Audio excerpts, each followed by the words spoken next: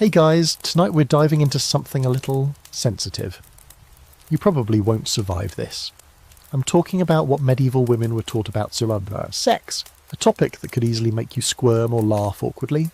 But hey, this was real history, and it's actually kind of fascinating.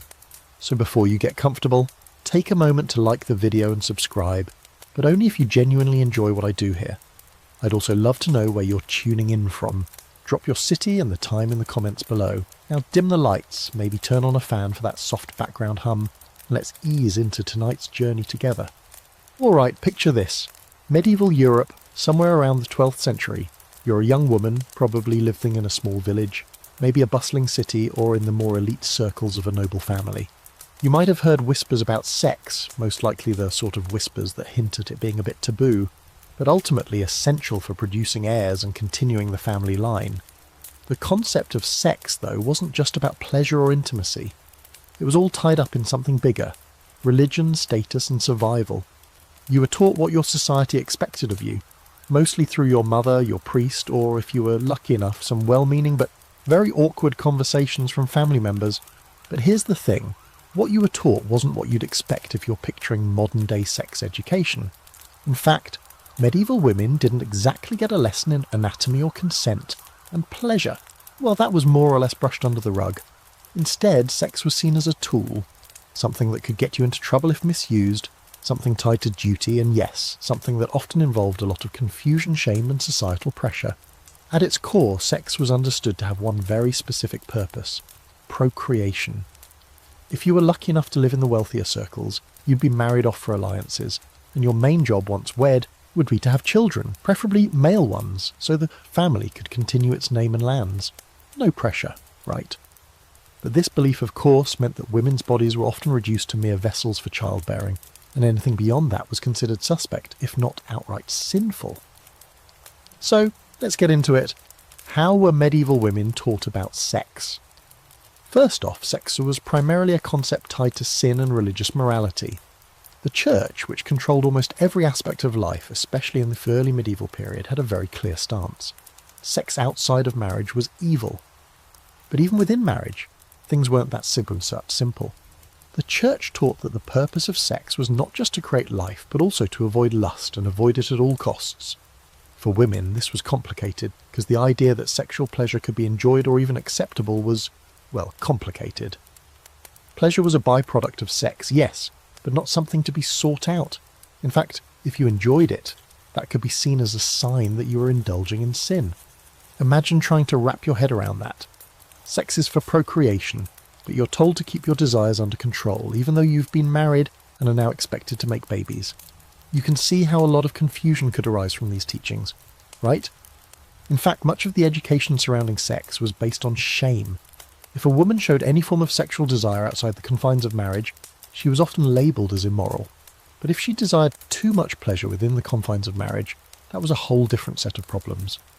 This leads us to one of the most important and perhaps strangest aspects of medieval sex education: virginity. There was immense pressure on women to remain virgins until marriage. Virginity was not just a physical state, it was a social and religious marker. The ideal woman was a virgin before marriage, and a faithful wife after. The entire concept of chastity was wrapped in religious symbolism, with the Virgin Mary herself held up as the ultimate model of purity. Losing virginity, then, wasn't just a biological experience. It was a moral event that could make or break a woman's reputation and worth in the eyes of society.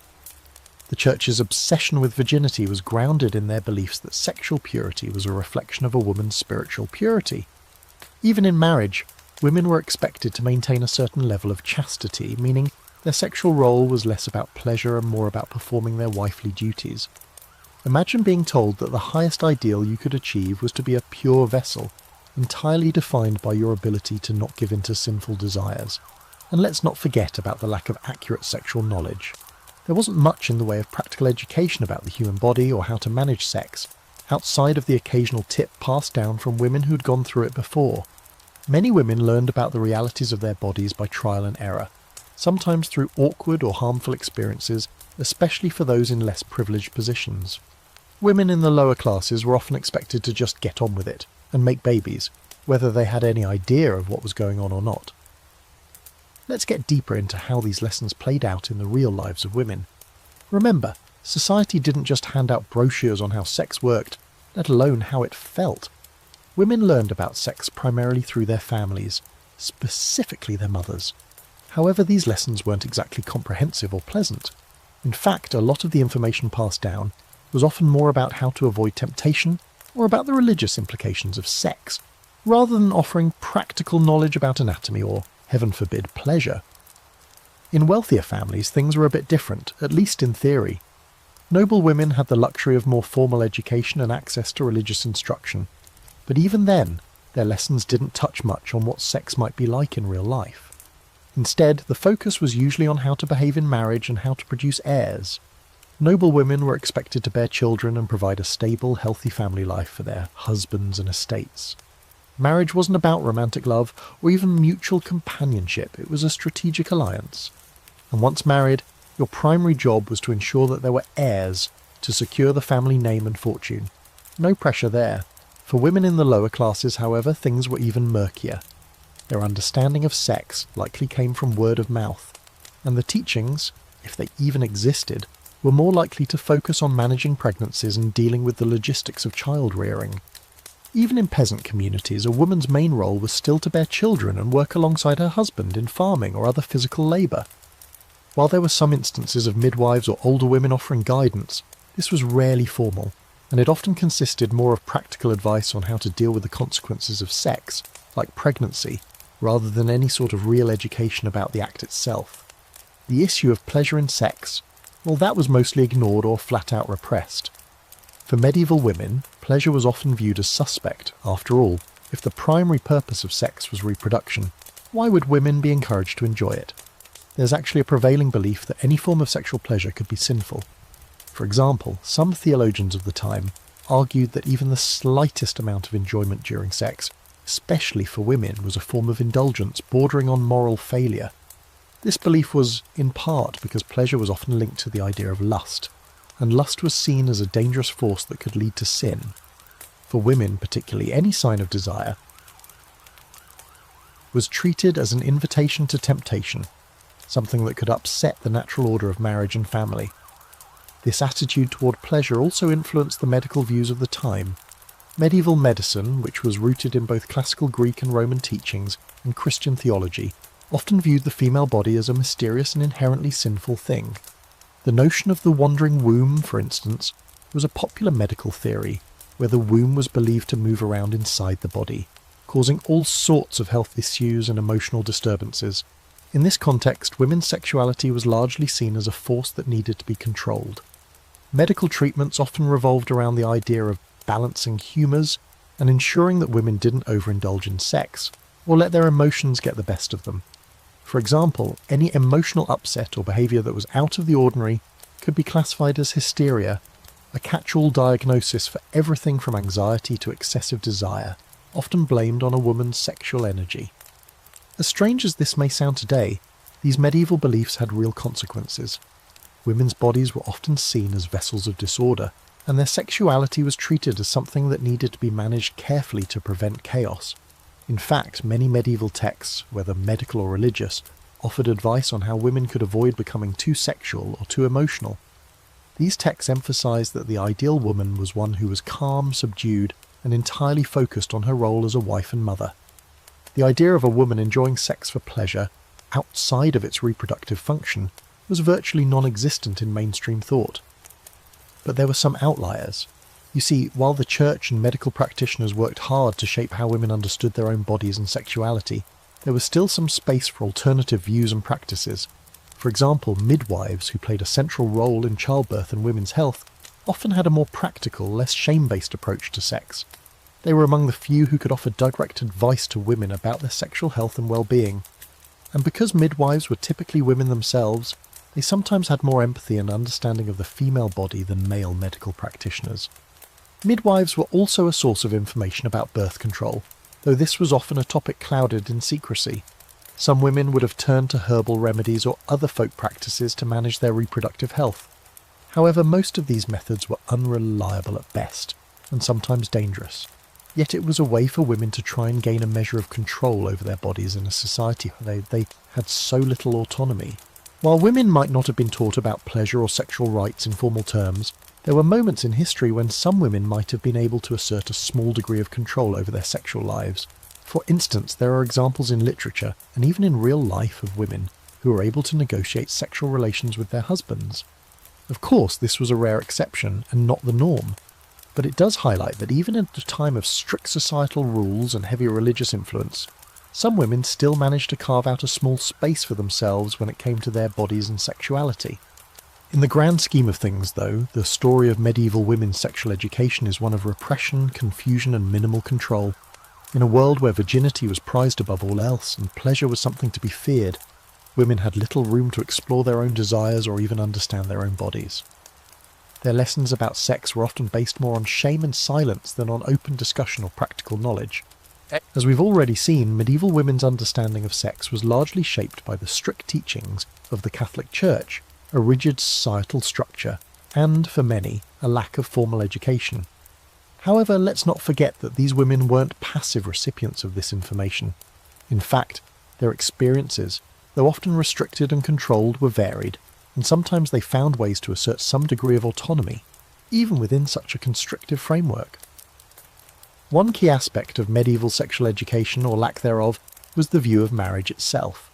In the medieval world, marriage wasn't about romantic love. It was a contract and a social duty. For women, the primary purpose of marriage was to produce legitimate heirs, and for men, marriage served as a way to expand wealth, land and influence. In this context, women were taught from a young age that their primary duty once married was to provide children, preferably male children, to secure the family name. While sex was an essential part of this process, it was often approached with a sense of duty rather than passion. In fact, it wasn't unusual for marriages to be arranged with little to no regard for the bride's desires or personal feelings. This dynamic ensured that the wife's role was clearly defined. She was to be a vessel for the next generation. The emphasis on childbearing was also connected to ideas about women's bodies. The medieval medical understanding of the female reproductive system was based on ancient Greek and Roman theories, which were then heavily influenced by Christian ideas of purity and sin. Women's bodies were often seen as imperfect or defective in comparison to men's, and their reproductive organs were viewed as both mysterious and prone to disorder. There was a prevailing belief in something called the wandering womb, the idea that a woman's womb could move around her body, causing all sorts of health problems and emotional instability. This belief had profound implications for how women were taught to understand their sexuality. For many women, the connection between their bodies and their sexuality was distorted, making it difficult to feel any sense of control or agency over their own reproductive health. Even the act of childbirth, which was closely tied to sex, was something that women had little control over. Giving birth was a dangerous endeavour, with maternal mortality rates being high, especially among women in lower social classes. Most women had little in the way of medical support during childbirth, relying instead on midwives and the occasional prayers of local priests. While midwives were often the most knowledgeable when it came to female reproductive health, they still had little access to the kind of formal medical training that might have helped them offer more reliable advice about sex and childbirth. Consequently, for many women, sex and childbirth were both shrouded in fear and mystery, two events that could either fulfill their role as mothers and wives or result in pain, suffering, and sometimes even death. For women who didn't fit the traditional mould of marriage and motherhood, life could be even more difficult. Nuns, for example, were expected to live completely celibate lives, avoiding not just sexual intercourse but even the temptation of any desire or emotional attachment. For these women, the path to spiritual purity was an ongoing struggle against the temptations of the flesh. The teachings of the Church insisted that women should focus on their spiritual growth rather than their bodily desires. It wasn't uncommon for women to be warned that any indulgence in the pleasures of the flesh could lead to damnation. This meant that nuns and other religious women were often taught to suppress their sexual urges entirely, which could cause psychological and emotional strain, especially considering the inherent human need for connection. Meanwhile, outside of religious life, there were other ways in which medieval women could attempt to assert some form of agency over their sexuality, albeit in subtle and sometimes covert ways. One of these was through the power of sexuality itself, specifically the use of sexual charm and allure to secure positions of influence or control. For women in the upper classes, The ability to be a charming wife or a seductive mistress was often seen as a form of soft power. This dynamic is especially evident in courtly love literature, where women were often depicted as powerful figures who could both inspire and control men through their beauty and sexual allure. Though these stories were often idealised and not necessarily reflective of real life, they offered a glimpse into a different side of female sexuality, one where women could, at least in some instances, exercise a degree of control over their sexual lives. However, for many women in medieval society, this level of power was an illusion. Courtly love, after all, was largely a fantasy. An idealised version of romantic relationships had little to do with the harsh realities of life for most women. In real life, women had very little control over their sexual experiences. The strict religious and societal expectations around sex meant that women's bodies were seen as property, either of their fathers before marriage or of their husbands afterward.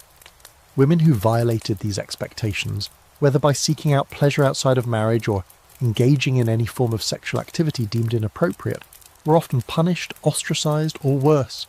And let's not forget about the darker side of medieval sexual education: sexual violence. The topic of sexual violence, particularly rape and abuse within marriage, was often swept under the rug in medieval society.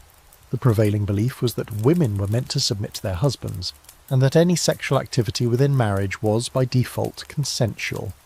This attitude meant that women had little recourse if they were victimised by their husbands or any other man in their lives. Sexual violence was not only common, but it was also largely ignored or justified by the idea that women's primary role was to serve men, sexually and otherwise. As a result, medieval women's understanding of sex was fraught with contradictions. On the one hand, sex was something to be avoided, unless it was for the purpose of procreation and keeping the family line alive. On the other hand, it was something to be feared, repressed, and punished if desired outside of its prescribed role. The church, society, and the medical establishment worked together to create an environment where women's sexuality was both deeply scrutinised and intensely restricted. For many women, sex was something to endure rather than something to enjoy, and it was largely shaped by the demands and expectations of the world around them. As the medieval period continued, societal attitudes towards sex and sexuality for women were also shaped by the complex relationship between power, class, and control. While much of what medieval women were taught about sex was focused on reproduction, chastity, and submission, it's crucial to understand that these lessons were not uniformly experienced across all social classes. For noble women and those of higher status, the rules and expectations were somewhat different, though still restrictive in many ways. Noble women, as we've discussed, were primarily seen as vessels for ensuring the continuation of family lines. However, in their case, there was often a more deliberate approach to managing sex and reproduction. Marriage was an economic transaction in the upper classes, and it wasn't unusual for noble women to marry young, sometimes to men much older than themselves, for the express purpose of securing alliances or political power. This meant that while these women may have had more education and resources, their sexual experiences were still largely defined by their roles as wives and mothers. Their main job was to provide heirs, and this came with a lot of pressure. The ability to produce a son was a central concern in medieval aristocracy, and the responsibility often fell squarely on the woman's shoulders. But despite these rigid expectations, noble women had access to some things that other women did not. They were more likely to receive some form of education, usually focused on religion, etiquette, and managing a household, though the subject of sex was still largely absent from most formal teachings. In fact, the idea of pleasure was not just discouraged in marriage, but it was often seen as an unnecessary distraction. This was particularly true in the medieval Christian worldview, which tied women's bodies to notions of sin and temptation. While noble women had a higher chance of having their own private spaces where they could experience a bit of freedom, they still faced the same pressures as their less privileged counterparts to maintain a pure and dutiful role as wives. For peasant women, the situation was starkly different. There was little room for idealised views of love and marriage in the lower classes. These women were often married in their teens and immediately expected to bear children. In these more rural communities, sex wasn't seen as an institution that needed to be carefully managed with high levels of religiosity. Instead, it was seen as a necessary everyday part of life, especially for reproduction and the continuation of family work on the land. There wasn't much in the way of formal education for peasant girls about something around sex. Most of what they learned came from their mothers or older women in the community, and most of it revolved around practical knowledge for managing pregnancies and raising children. Pleasure, of course, was rarely discussed, and certainly not in a formal sense. It was likely considered an afterthought, secondary to the task of bearing children and maintaining a family. One particularly interesting facet of medieval sexual education, and one that doesn't get a lot of attention in mainstream discussions, is the role that female sexuality played in the literature of the time. Courtly love, a form of chivalric romance that flourished in the 12th and 13th centuries, was a genre that depicted highly idealised versions of love, desire, and sexual attraction. In these tales, women were often portrayed as figures of unattainable beauty and virtue, who were adored and pursued by knights or other male figures. While this might sound like harmless fantasy, it had real effects on how people, especially women, understood their own roles in relationships. Courtly love literature presented women as objects of desire who could inspire profound emotional and spiritual devotion in men. However, it was also highly idealised and often detached from the reality of medieval marriage. In these stories, sex was frequently used as a metaphor for something higher, usually unattainable love or devotion, but not for the biological or reproductive purposes that women were actually expected to fulfill. The female characters in courtly love stories often represented the pinnacle of purity and virtue, as well as unattainable sexual ideals. These ideals contrasted sharply with the sexual expectations for real women. Real women, after all, weren't meant to embody the same kinds of sexual power or agency as the figures in these tales. Instead, they were meant to be subdued, modest, and chaste. Nevertheless, these works of literature had an impact on how medieval society viewed the relationship between women and sexuality. They gave rise to the idea of courtly love, which allowed for some degree of agency and control over sexual desire for women, albeit in an idealised, almost unattainable sense. For women in the upper classes, these stories might have offered an escape, a way to fantasise about a world where their beauty and virtue were celebrated, and where their sexuality was something powerful and respected. However, this was far removed from the reality they lived in, where their sexual experiences were often governed by duty and the pressures of marriage, rather than romantic or erotic desire. While courtly love was one of the few instances where female sexuality was acknowledged as something powerful and desirable, it was still very much confined to the realm of fantasy. In real life, women in medieval society were taught to repress their sexual urges, to deny any pleasure outside of procreation, and to regard their sexuality as a necessary but not inherently positive aspect of their lives.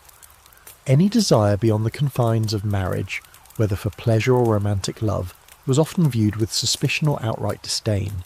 Women who were perceived as overly sexual or who expressed desire in ways deemed inappropriate could face severe consequences, including public shame or worse. This societal repression of female sexuality meant that many medieval women had little opportunity to explore or understand their own desires. Instead, they were taught to view sex with a mix of fear, shame, and duty. It wasn't until much later, during the Renaissance and beyond, that women began to experience a more liberated and more informed approach to their own sexual health and desires. But for most medieval women, their understanding of sex was shaped by the rigid and often contradictory teachings of religion, society, and culture. It was a deeply constricting system that left little room for individual expression, let alone pleasure.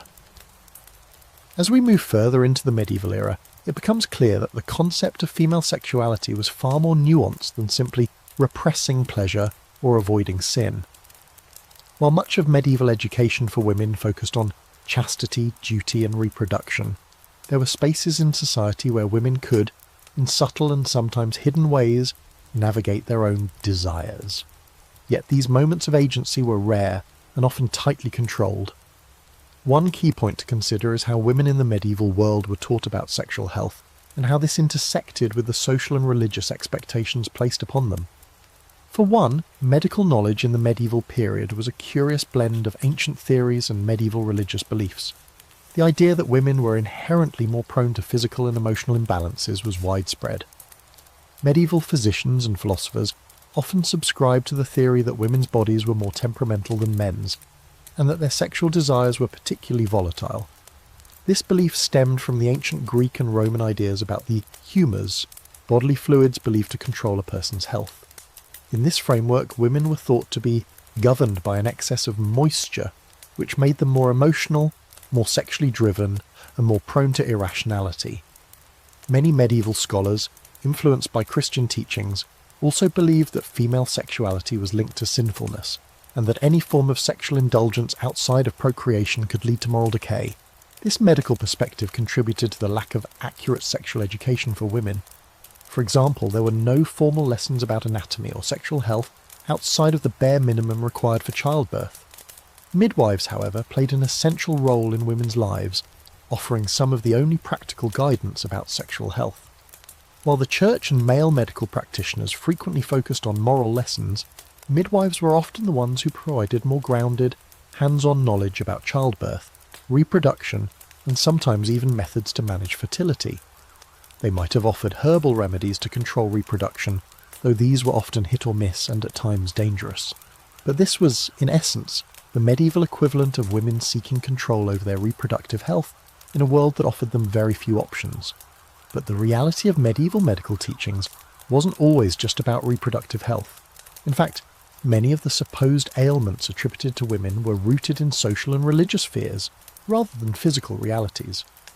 One of the most prevalent conditions was hysteria, a catch-all diagnosis for any emotional or physical symptoms that didn't fit neatly into other categories.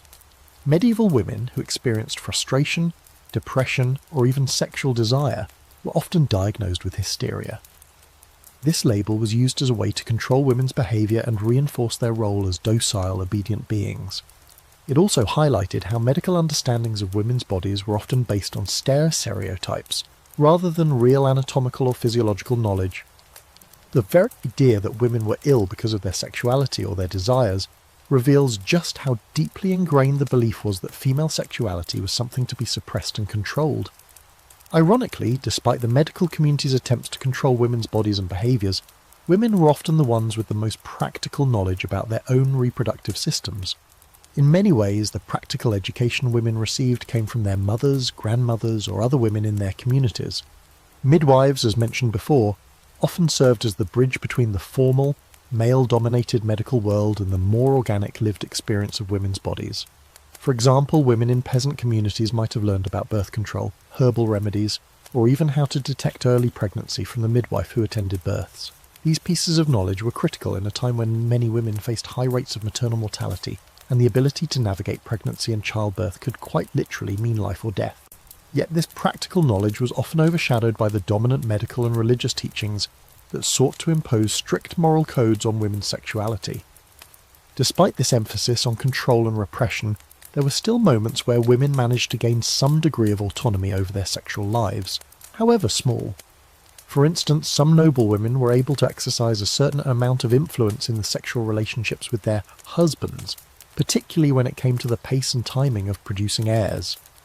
Though marriages were arranged for political or economic reasons, women were not completely powerless within them.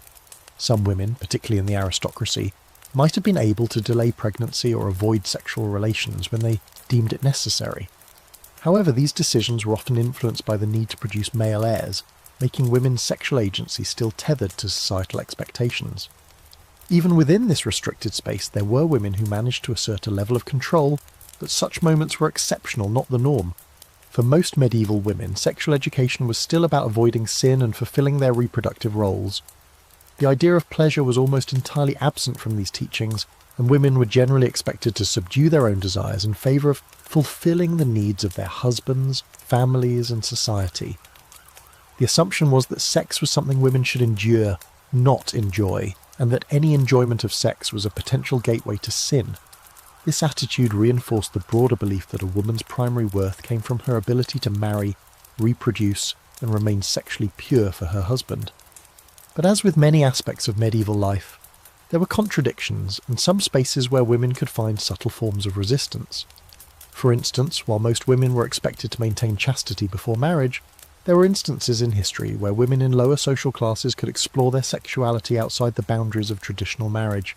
These women, often from lower or working class backgrounds, might have had more informal sexual education passed down from their peers. For them, sex was not simply about reproduction, and often not about morality either. It was a part of everyday life, and something to be navigated as best they could. Nonetheless, these informal, sometimes hidden forms of sexual knowledge were largely excluded from the formal teachings and historical records that predominantly focus on the upper classes.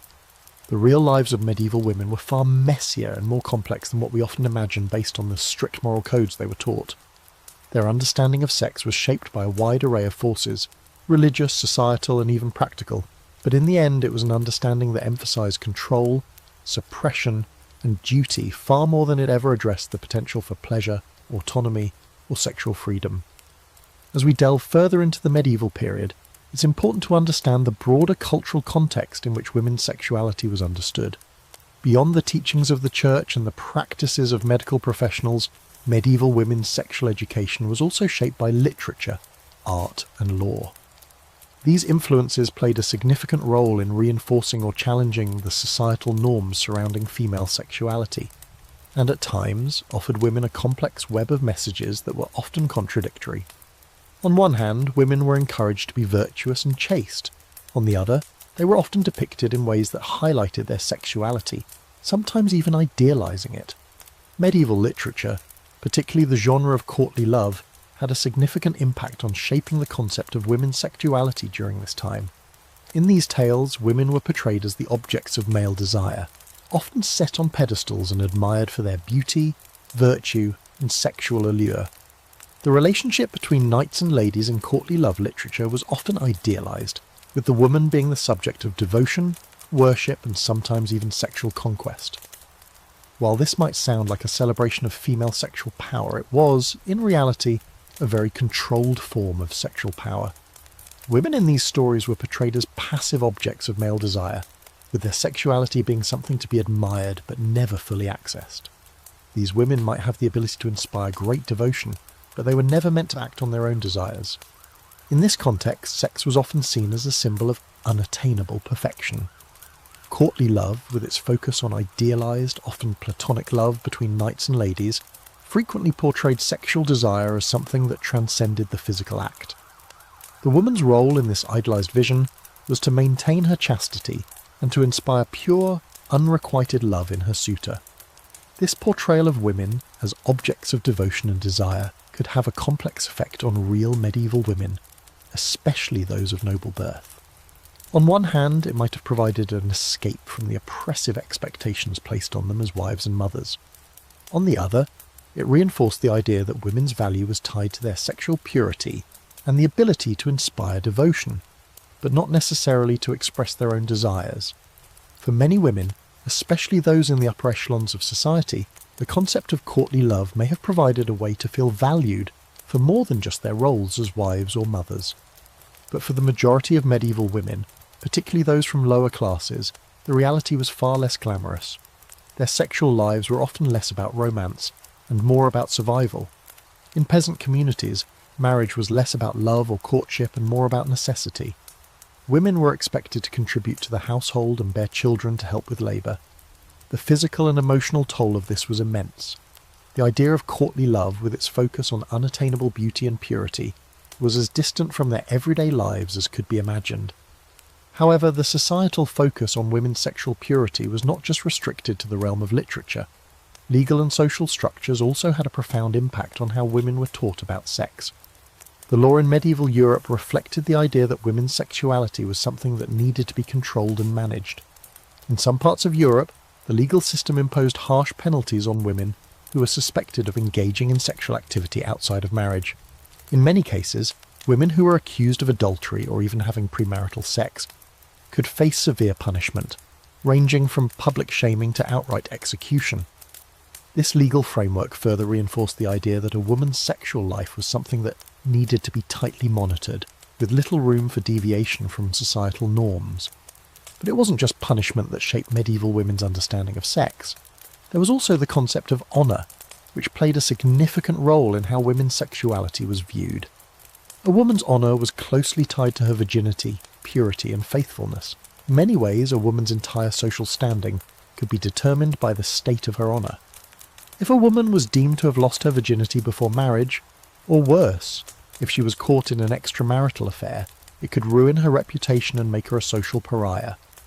This was especially true in noble families, where the preservation of family honour was paramount. For women in these social circles, the pressure to remain chaste was immense, as it was not just their personal reputation at stake, but the reputation of their entire family. This social obsession with female honour led to some rather strange cultural practices. In some parts of medieval Europe, fathers would take extreme measures to ensure their daughters' virginity until marriage. Some even went so far as to lock their daughters away in convents or secluded rooms to prevent them from being seduced. Others took measures to ensure that their daughters' sexual purity was protected by imposing strict rules on their behaviour, restricting their interactions with men, and keeping them under constant surveillance. In these contexts, sex was not just about procreation or duty, it was a commodity, something that could be used to protect or destroy a family's social standing. A woman's worth was often measured by how well she adhered to the moral codes that governed her sexuality. For women who were not part of the noble classes, the pressure to maintain sexual purity was still present, but in a different form. Peasant women, for example, were often married off at a young age and expected to bear children quickly. While the social consequences for premarital sex were less severe than for noble women, there were still significant repercussions.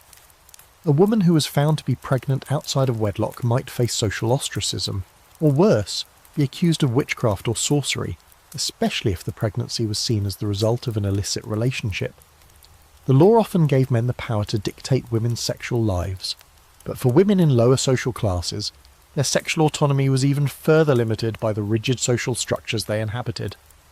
In both noble and peasant communities, the cultural narrative surrounding female sexuality was largely shaped by fear of women's power, fear of sexual transgression, and fear of the unknown. This fear permeated all levels of medieval society, shaping how women were educated about sex, how they were expected to behave, and how their sexual behaviour was policed. As we've seen, medieval women were rarely taught about their own bodies in any practical way, and their sexual education was typically filtered through a lens of duty, sin, and societal expectations. The idea that sex could be an enjoyable or empowering experience was largely absent from their teachings. Despite the overwhelming focus on duty and control, there were, as always, exceptions and outliers in the medieval world. While most women were taught that their sexuality was a burden or a responsibility tied to procreation, there were women who found subtle ways to navigate these rigid expectations. While they certainly didn't have the freedom we associate with modern concepts of sexual autonomy, some women were able to assert a degree of control over their sexual lives, albeit in often indirect and limited ways. For instance, women in the courts of medieval Europe, particularly in the high nobility, sometimes had more freedom when it came to matters of love and sex. While marriages in these circles were still largely about alliances and securing heirs, there was a degree of social manoeuvring that allowed women to influence their sexual and marital lives. In many cases, noble women could form powerful relationships with their husbands or lovers. The idea of a marriage of convenience was common, but so too were the conceptions of passionate, albeit often illicit relationships that could complicate the otherwise rigid rules surrounding noble marriages. Women like Eleanor of Aquitaine and Christine de Pizan managed to carve out influential roles for themselves in societies that otherwise expected them to be passive and subservient. These women didn't just wield power through their husbands or families, they sometimes had the agency to shape the course of their own sexual lives. For example, Eleanor of Aquitaine, who'd been married to both the King of France and the King of England, was known to have had romantic affairs throughout her life.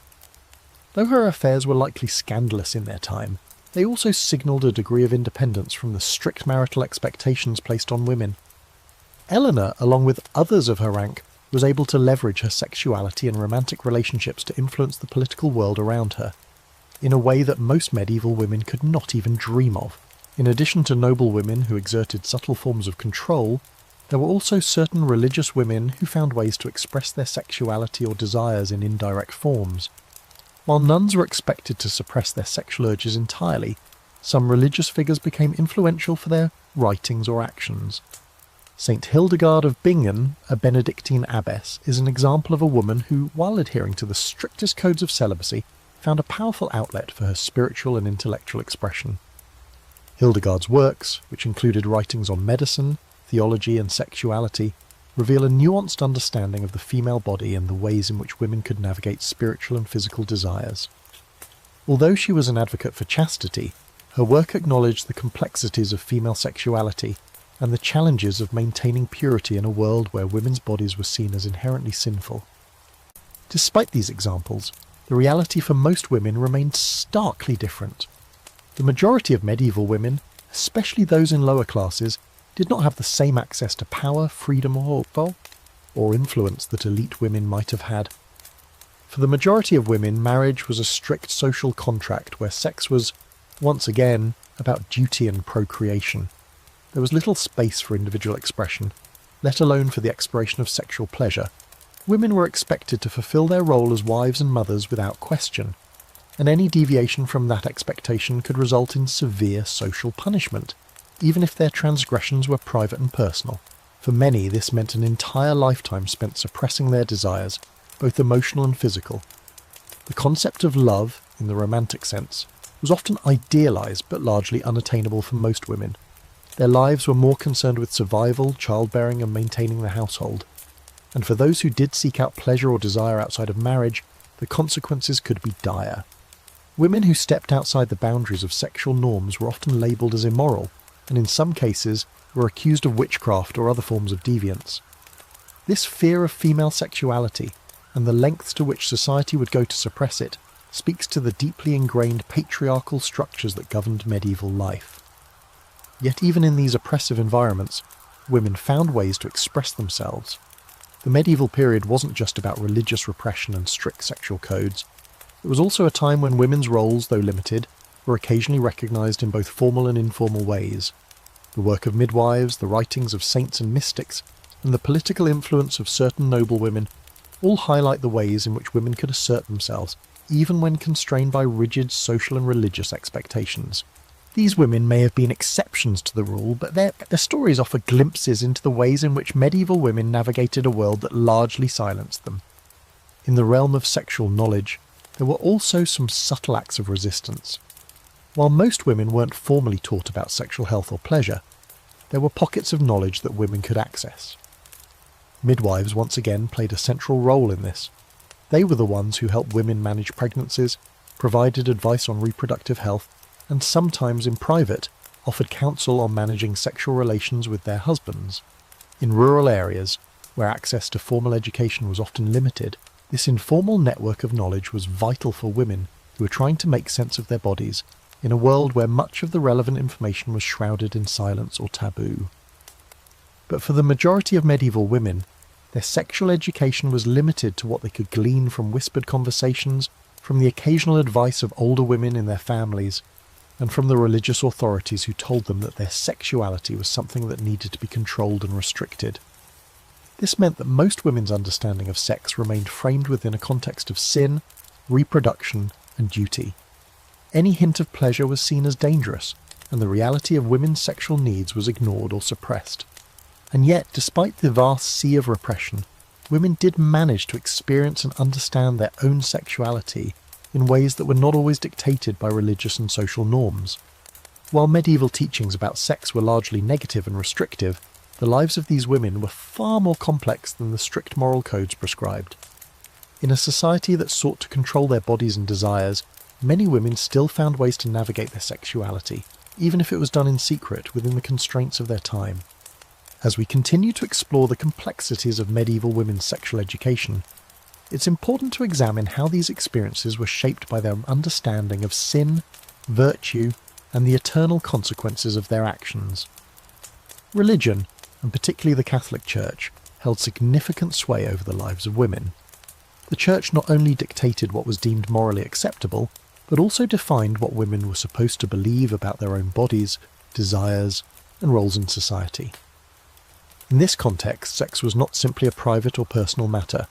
It was a deeply spiritual one, and the consequences of engaging in sexual activity, whether inside or outside of marriage, were understood as having eternal ramifications. For many women, especially those from devout families or religious communities, their understanding of sexuality was rooted in the belief that their bodies were impure, their desires dangerous, and their sexual thoughts sinful. The Church placed an enormous emphasis on virginity and chastity, teaching that the ideal woman was pure and untouched. This ideal was closely tied to the concept of spiritual salvation. A woman's purity before marriage was considered a direct reflection of her moral and spiritual worth, and losing that purity before marriage, or worse, after marriage, could have grave consequences, both in this life and the next. Women who fell into sin, particularly sexual sin, were often seen as weak, morally corrupt, or even demonic. The teachings surrounding virginity and chastity were often compounded by fear of eternal damnation, fear of displeasing God, and fear of social ostracism. A woman who lost her virginity outside of marriage, or who was suspected of engaging in any sexual activity before marriage, could face immense shame and social consequences. The fear of sexual transgression permeated everyday life, and for many women it was a constant pressure to conform to societal and religious expectations. This led to widespread anxiety and confusion, as many women struggled with the complex relationship between their bodies and the moral codes placed upon them. The fear of sin and the anxiety surrounding sexuality contributed to a culture where silence and ignorance about sexual matters were more common than open discussion. In medieval society, women's sexual education was thus not just about understanding the act of sex, but about coming to terms with the consequences of engaging in it. It was not enough to simply learn the mechanics of reproduction. Women were taught to fear the act itself, to repress any feelings of desire, and to believe that sexual pleasure could lead them down a path of moral ruin. Any form of sexual enjoyment, whether within or outside of marriage, was seen as a temptation that needed to be resisted at all costs. The idea that women could enjoy sex, or that sex could be about anything other than procreation, was almost entirely absent from medieval teachings. This fear-driven understanding of sex didn't just stop at education. It also shaped women's experiences of marriage and their relationships with their husbands. For medieval women, marriage was a complex, often burdensome institution. While the ultimate goal of marriage was to produce heirs and maintain family lines, it also had a significant sexual component. However, the act of sex within marriage was viewed with suspicion by the Church, as it was believed that even within this sacred union, women might be tempted by lust. The Church's teachings on marital sex focused primarily on the idea of procreation, not pleasure. The act of sex was only morally acceptable if it resulted in the conception of children, and any other purpose, such as mutual satisfaction or bonding, was often seen as secondary or even sinful. This led to a strange paradox. Women were expected to engage in sex within marriage to fulfill their duty to God and their husbands, but they were simultaneously taught to view it as a necessary evil. The idea that women could take pleasure in sex was deeply problematic in medieval thought, and many women internalized this belief. For women in marriage, sex was often seen as something to be endured, something that could lead to the creation of children, but also something that could lead them down the slippery slope of sin. This complicated relationship between sex, duty, and morality created immense psychological pressure for women, who were left with little room to explore their own desires or understand the potential for intimacy beyond the rigid, religiously defined boundaries. This issue of pleasure versus duty was further complicated by the medieval understanding of women's emotional and psychological well-being. For centuries, the idea of female hysteria was a dominant theory, explaining any behaviour that strayed from the accepted norms of feminine behaviour. If a woman expressed too much sexual desire, or appeared emotionally distraught due to a lack of sexual fulfillment, she might be labelled as hysterical, a diagnosis often used to explain the emotional complexities of female sexuality. Hysteria was attributed to women's weak constitutions, their perceived inability to control their emotions, and the assumption that their sexual desires were inherently disruptive. This view placed even more pressure on women to conform to sexual norms, and reinforced the idea that women's sexuality was something to be feared, rather than understood. There was, however, a contradiction within medieval thinking about women's sexuality. On the one hand, women were seen as inherently sinful and sexually dangerous, but on the other hand, they were also revered as the vessels for the future of humanity. The Madonna, for instance, was the ideal of female purity and grace, a model of sexual purity that medieval women were encouraged to emulate. But the story of the Virgin Mary was also paradoxical. She was the mother of Christ, the ultimate symbol of motherhood, yet she was untouched by sin, untouched by the sexual act. This representation of women as both revered virgins and revered mothers created a complex and often conflicting framework for how medieval women understood their roles in society and in the bedroom. In many ways, these conflicting beliefs about women's sexuality were deeply limiting. While women could take pride in their role as mothers and bearers of life, their sexuality was something that needed to be suppressed, hidden, or controlled. The fear of sin and the cultural narrative of sexual purity imposed severe limitations on women's understanding of their own bodies and desires. While some may have found ways to assert their sexuality through religious or literary means, the vast majority of women were left to navigate a deeply repressive system where their sexuality was defined by sin, shame, and silence. As we delve even deeper into the lives of medieval women, it's important to consider the long-lasting impact of the religious and societal teachings on sexuality that shaped their experiences. These teachings not only guided women's perceptions of their bodies, desires, and roles, but also formed the foundation for how sexual behaviour was viewed by society at large. The rigid boundaries placed around women's sexuality didn't just affect their personal lives. They shaped the very structure of medieval society, reinforcing power dynamics and limiting the scope of women's autonomy. Yet, within these limitations, some women still managed to assert themselves and express their sexuality in ways that weren't always in line with the prescribed norms. One of the more subtle, yet powerful ways that medieval women might have asserted control over their sexuality was through the practice of choosing not to marry. While marriage was the expected norm for women, some women chose, or were forced by circumstances, to remain single throughout their lives. This decision, though sometimes viewed with suspicion or even disdain by society, could offer a form of freedom from the constraints of marital duty. Women who chose to remain unmarried had more flexibility in how they managed their sexual lives. While they were still subject to the religious and social expectations surrounding chastity, they weren't directly bound by the reproductive demands of marriage. These women often engaged in other forms of social life, from running businesses to participating in religious communities, where they could exercise some form of control over their personal and sexual lives. Nuns, for example, chose celibacy but were often afforded a degree of intellectual freedom, which was rare for women at the time. The role of nuns in the medieval period, though steeped in religious devotion, reveals how women could navigate sexual expectations. While they were expected to live completely celibate lives, nuns were also able to carve out some space for self-expression and intellectual independence. In religious orders, women were often involved in the creation of art, literature, and theology, endeavours that allowed them to express themselves in ways that transcended the traditional confines of sex and marriage. Women like Hildegard of Bingen, who was both a mystic and a scholar, became influential figures in the medieval world.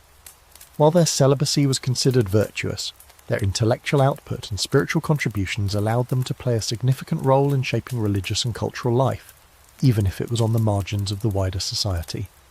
However, the majority of women, particularly those from lower social classes, did not have the luxury of choosing a life of celibacy or intellectual pursuit. For most, marriage was inevitable, and sex within this institution was part of the social contract. The challenge for these women was navigating the restrictions placed on their sexual lives while trying to meet the expectations of motherhood and wifely duty. A woman's sexual identity was closely tied to her role as a mother. Childbearing, after all, was one of the most important, and perhaps the only, mean of establishing a woman's worth in medieval society. The constant cycle of pregnancy and childbirth left little room for personal exploration of sexual desire. While some women might have found satisfaction in the birth of children, others may have found the burden of reproduction and sexual duty stifling. Yet regardless of how they felt, their lives were shaped by this reproductive expectation. It's also worth noting that the concept of marriage itself often wasn't about mutual sexual enjoyment or romantic connection. For many women, marriage was a social duty, a way to secure their family's financial future or position within the hierarchy of feudal society. Sex was seen as a means to an end, reproduction and the preservation of lineage. For many men, the idea of a woman's sexual pleasure was secondary, if it was considered at all. This imbalance of expectations meant that many women may not have even been encouraged to express desires or explore their sexuality in any meaningful way. Instead, they were taught that sex was a marital duty, a necessary act to keep the family going and secure. This created a deeply transactional view of sex, where intimacy and desire were often not part of the equation. Though there were some examples of women who navigated the strict sexual codes of medieval life more successfully than others, the overall structure of society remained designed to suppress female sexuality. Women who did not adhere to the codes of chastity, modesty, and sexual submission were often stigmatized, sometimes labelled as witches, prostitutes, or immoral. The medieval legal system reinforced these ideals, and women who strayed from sexual norms could face severe punishment.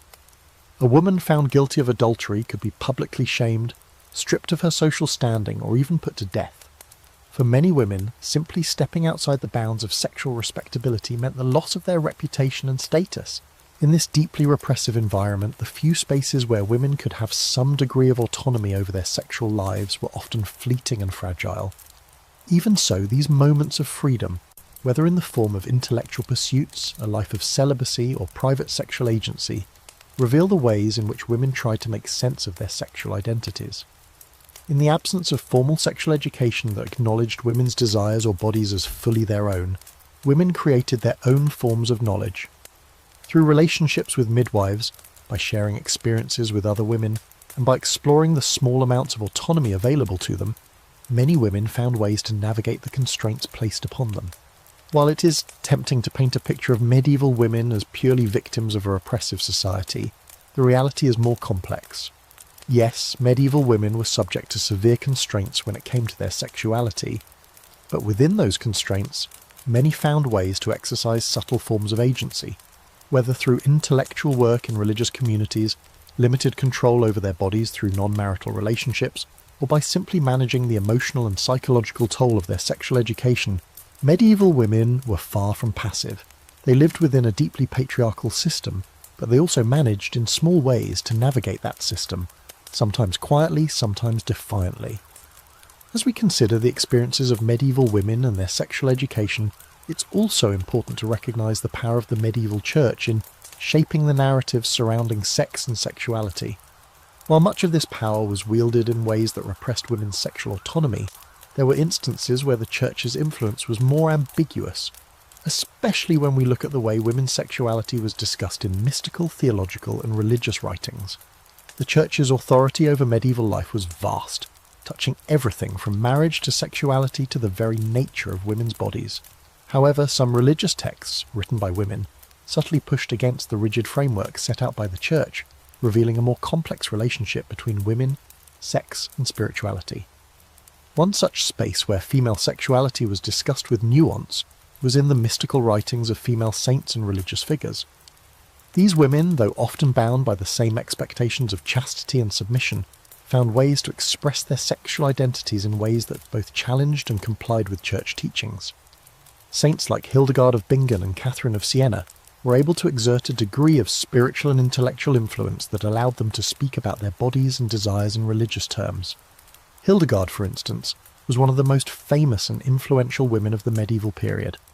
As a mystic, composer, and theologian, she produced writings that, while rooted in religious devotion, often touched on topics of sexuality, womanhood, and the female body. In her work, Hildegard didn't just focus on the spiritual aspects of chastity, she also acknowledged the power of the female body. Her visions included symbolic representations of both feminine power and feminine suffering, which were often linked to sexual and reproductive experiences. While Hildegard upheld the Church's ideal of celibacy for nuns, she also offered a more complex and embodied vision of women's spiritual lives. Her work suggested that women could possess power through their sexuality, though this power was seen as something spiritual rather than physical. In this way, women like Hildegard navigated the intersection of sexuality and spirituality, giving voice to the idea that female sexuality, when contained within religious contexts, could be powerful and sacred rather than sinful. Catherine of Siena, another medieval mystic, also explored the idea of female agency within the constraints of religious life. Catherine was deeply devoted to Christ, and her writings focused on the importance of chastity and submission to God. However, her theology also touched on the themes of female empowerment. Catherine's intense religious devotion often involved erotic imagery, but these erotic experiences were framed as a union with God, rather than with any earthly lover. In this way, Catherine and other mystics were able to frame sexual desire as a spiritual longing, further complicating the Church's strict moral codes. For these women, spirituality and sexuality were not always in opposition. Instead, they sometimes merged into a form of religious ecstasy that allowed them to experience intimacy in a way that transcended traditional sexual roles. While mysticism allowed for a more fluid understanding of female sexuality, it was still deeply embedded in religious frameworks that prescribed a narrow range of sexual behaviour for women. These spiritual explorations, though empowering, were still often positioned as alternatives to sexual activity with men. The ideal of virginity, particularly for women, was upheld as the highest state of being, and chastity was often seen as a form of ultimate purity and devotion. For many medieval women, the allure of virginity was not just spiritual but social. It was a way to secure a place in a world that prized women for their ability to remain untouched and pure. Outside the cloisters, however, the realities of medieval marriage continued to reflect the pressures and restrictions placed on women's sexuality. In the eyes of the Church, marriage was considered a sacrament, and thus any sexual activity within marriage was morally acceptable, as long as it was for the purpose of procreation. But for many women, sex within marriage wasn't about romantic connection, desire, or pleasure. It was a duty, a responsibility to ensure the continuation of family lines and the strengthening of social alliances. For women in the lower classes, marriage often meant a life of constant childbirth and household labour, leaving little room for the expression of sexual desire beyond its functional purpose. Still, there were women who found ways to navigate the tension between sexual duty and personal desire. While most medieval women were expected to endure the act of sex for the sake of reproduction, there were those who might have found a modicum of pleasure in it. Though sexual pleasure was rarely acknowledged as legitimate in medieval teachings, the reality of human intimacy likely made it a more complex experience than what was taught. Some women, particularly in more private or informal settings, may have learned about sexual pleasure through shared experiences with other women, or through the guidance of midwives who possessed a more practical, hands-on knowledge of the female body. These women, though still constrained by the prevailing moral codes, could assert some measure of control over their sexual lives, even if it was in subtle, often unspoken ways. For most women, however, sexual education remained confined within the boundaries set by religion and societal expectations. The idea of pleasure as an integral part of sexual activity simply didn't exist for many medieval women. Instead, their education centred on avoidance of sin, the importance of chastity, and the sanctity of marriage. Sex was seen as a tool for reproduction and a means of fulfilling one's marital duty, and little else. As such, the sexual lives of medieval women were often defined by what they were not allowed to do, what they were not allowed to desire, not allowed to explore, not allowed to enjoy. Even so, the silence surrounding female sexuality didn't mean that it was absent from medieval life. Women's bodies were central to the continuity of society, whether through childbirth, marriage, or religious devotion. In this complex web of expectations, it's clear that medieval women were often caught between their own desires and the constraints placed upon them. Whether they were engaging in religious mysticism or fulfilling their roles as wives and mothers, medieval women were constantly negotiating the terms of their sexual education. In many ways, they were not merely passive recipients of societal teachings, but active participants in shaping the ways they understood their bodies and sexuality, sometimes subtly, sometimes powerfully, but always within the context of an overwhelmingly restrictive world. While we have focused heavily on how religious institutions shaped the medieval understanding of female sexuality, it's important to consider how secular forces also played a role. The complex interplay of law, custom, and social expectations helped reinforce the boundaries placed around women's bodies. Marriage, law, and economic necessity were tightly woven into the fabric of everyday life, influencing how women were taught to view sex and their sexual identities. While religious teachings may have been the most vocal about women's roles, secular authorities were often just as invested in controlling female sexuality, often with dire consequences for those who stepped outside the established norms. In medieval Europe, marriage was more than just a personal relationship. It was an economic and social contract. Families used marriage as a tool to ensure their economic survival and to strengthen alliances. Women, particularly from noble or wealthy families, were often married off to men they had never met, and this arranged marriage was usually based on the needs and desires of the family, not the individual woman. In these circumstances, sex within marriage was seen as a necessary means of producing heirs, not as a means of mutual affection or pleasure. Marriage was an institution that reflected the social and economic hierarchies of the time, and women's roles in these marriages were bound to the reproductive functions they served. The law too was deeply entwined with the control of female sexuality. The legal system in medieval Europe, while varied from region to region, generally reflected a belief that women's sexual lives needed to be strictly regulated. Adultery, for example, was one of the most serious crimes a woman could commit. If a woman was caught committing adultery, she could be subjected to public shaming, beatings, or even death, depending on the severity of the crime. Men, on the other hand, faced far fewer consequences for extramarital affairs. This double standard existed not only in religious teachings, but in secular law as well, reinforcing the idea that a woman's sexuality was something to be protected, but also something that could be easily lost or tainted.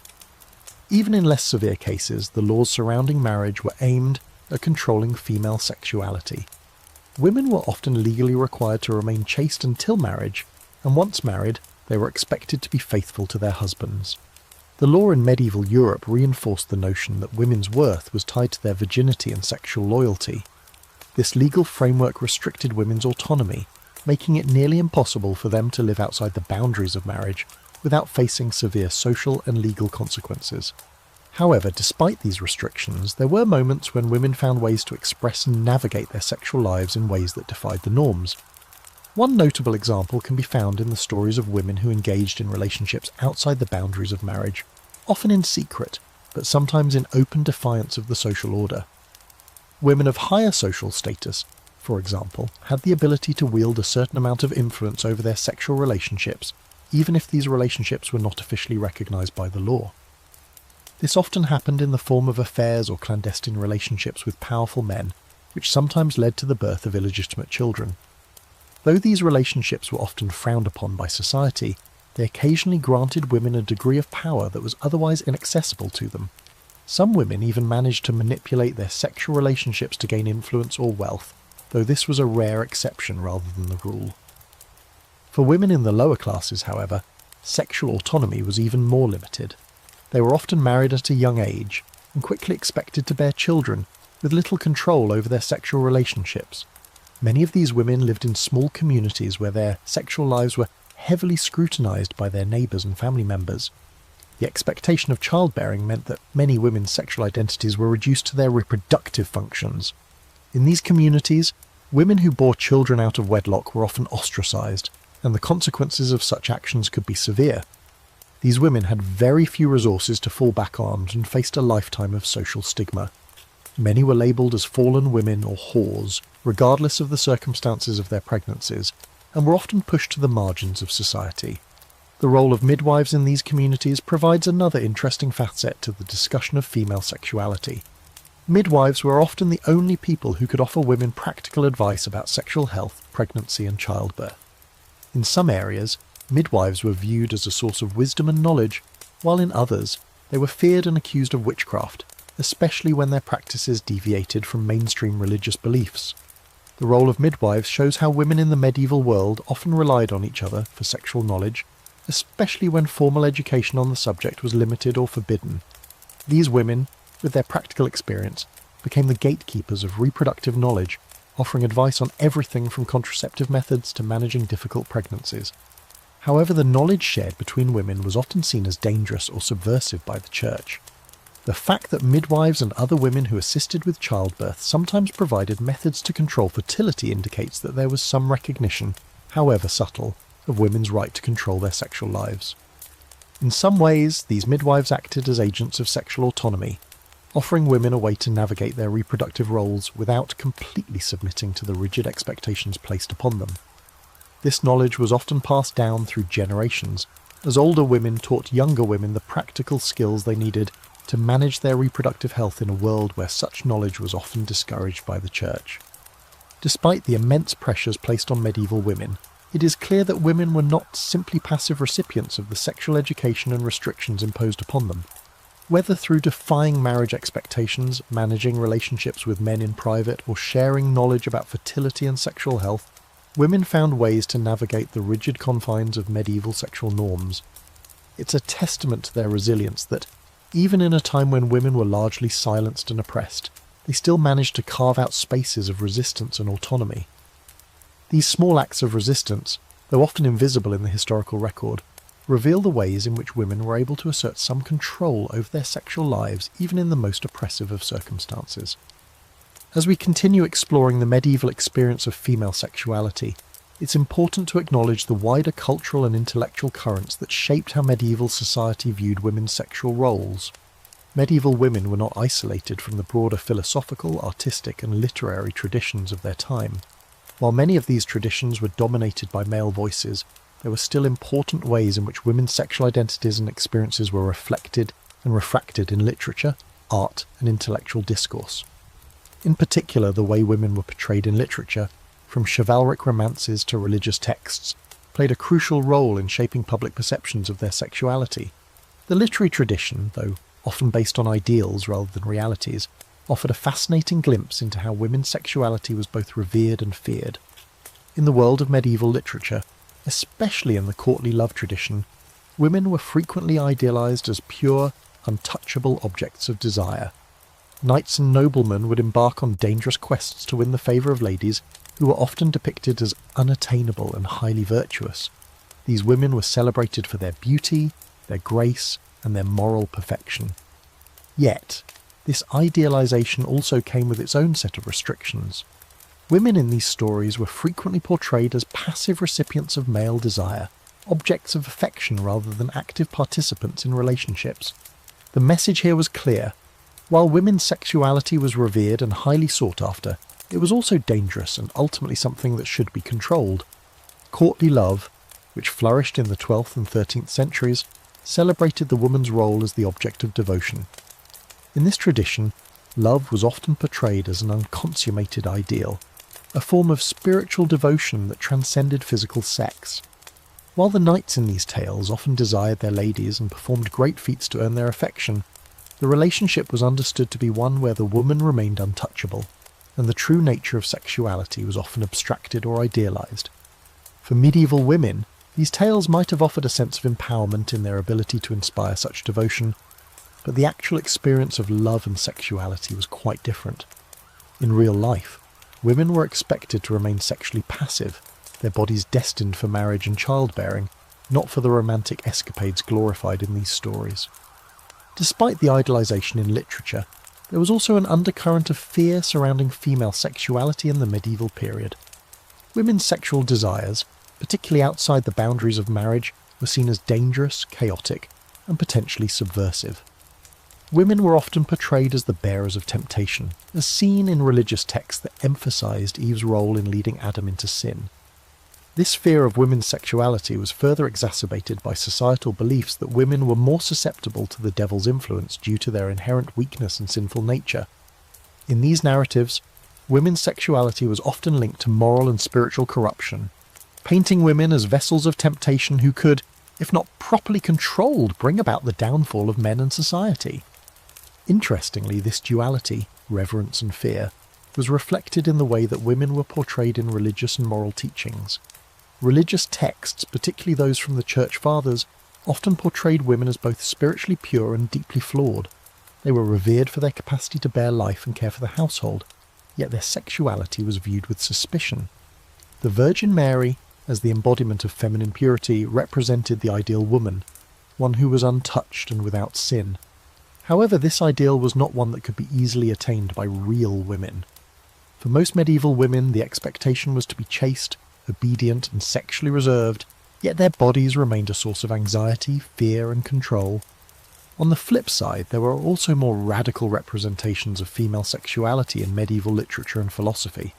Some female saints and mystics, like Hildegard of Bingen, were able to articulate a more complex relationship with sexuality, one that was not strictly bound by the Church's prescriptions.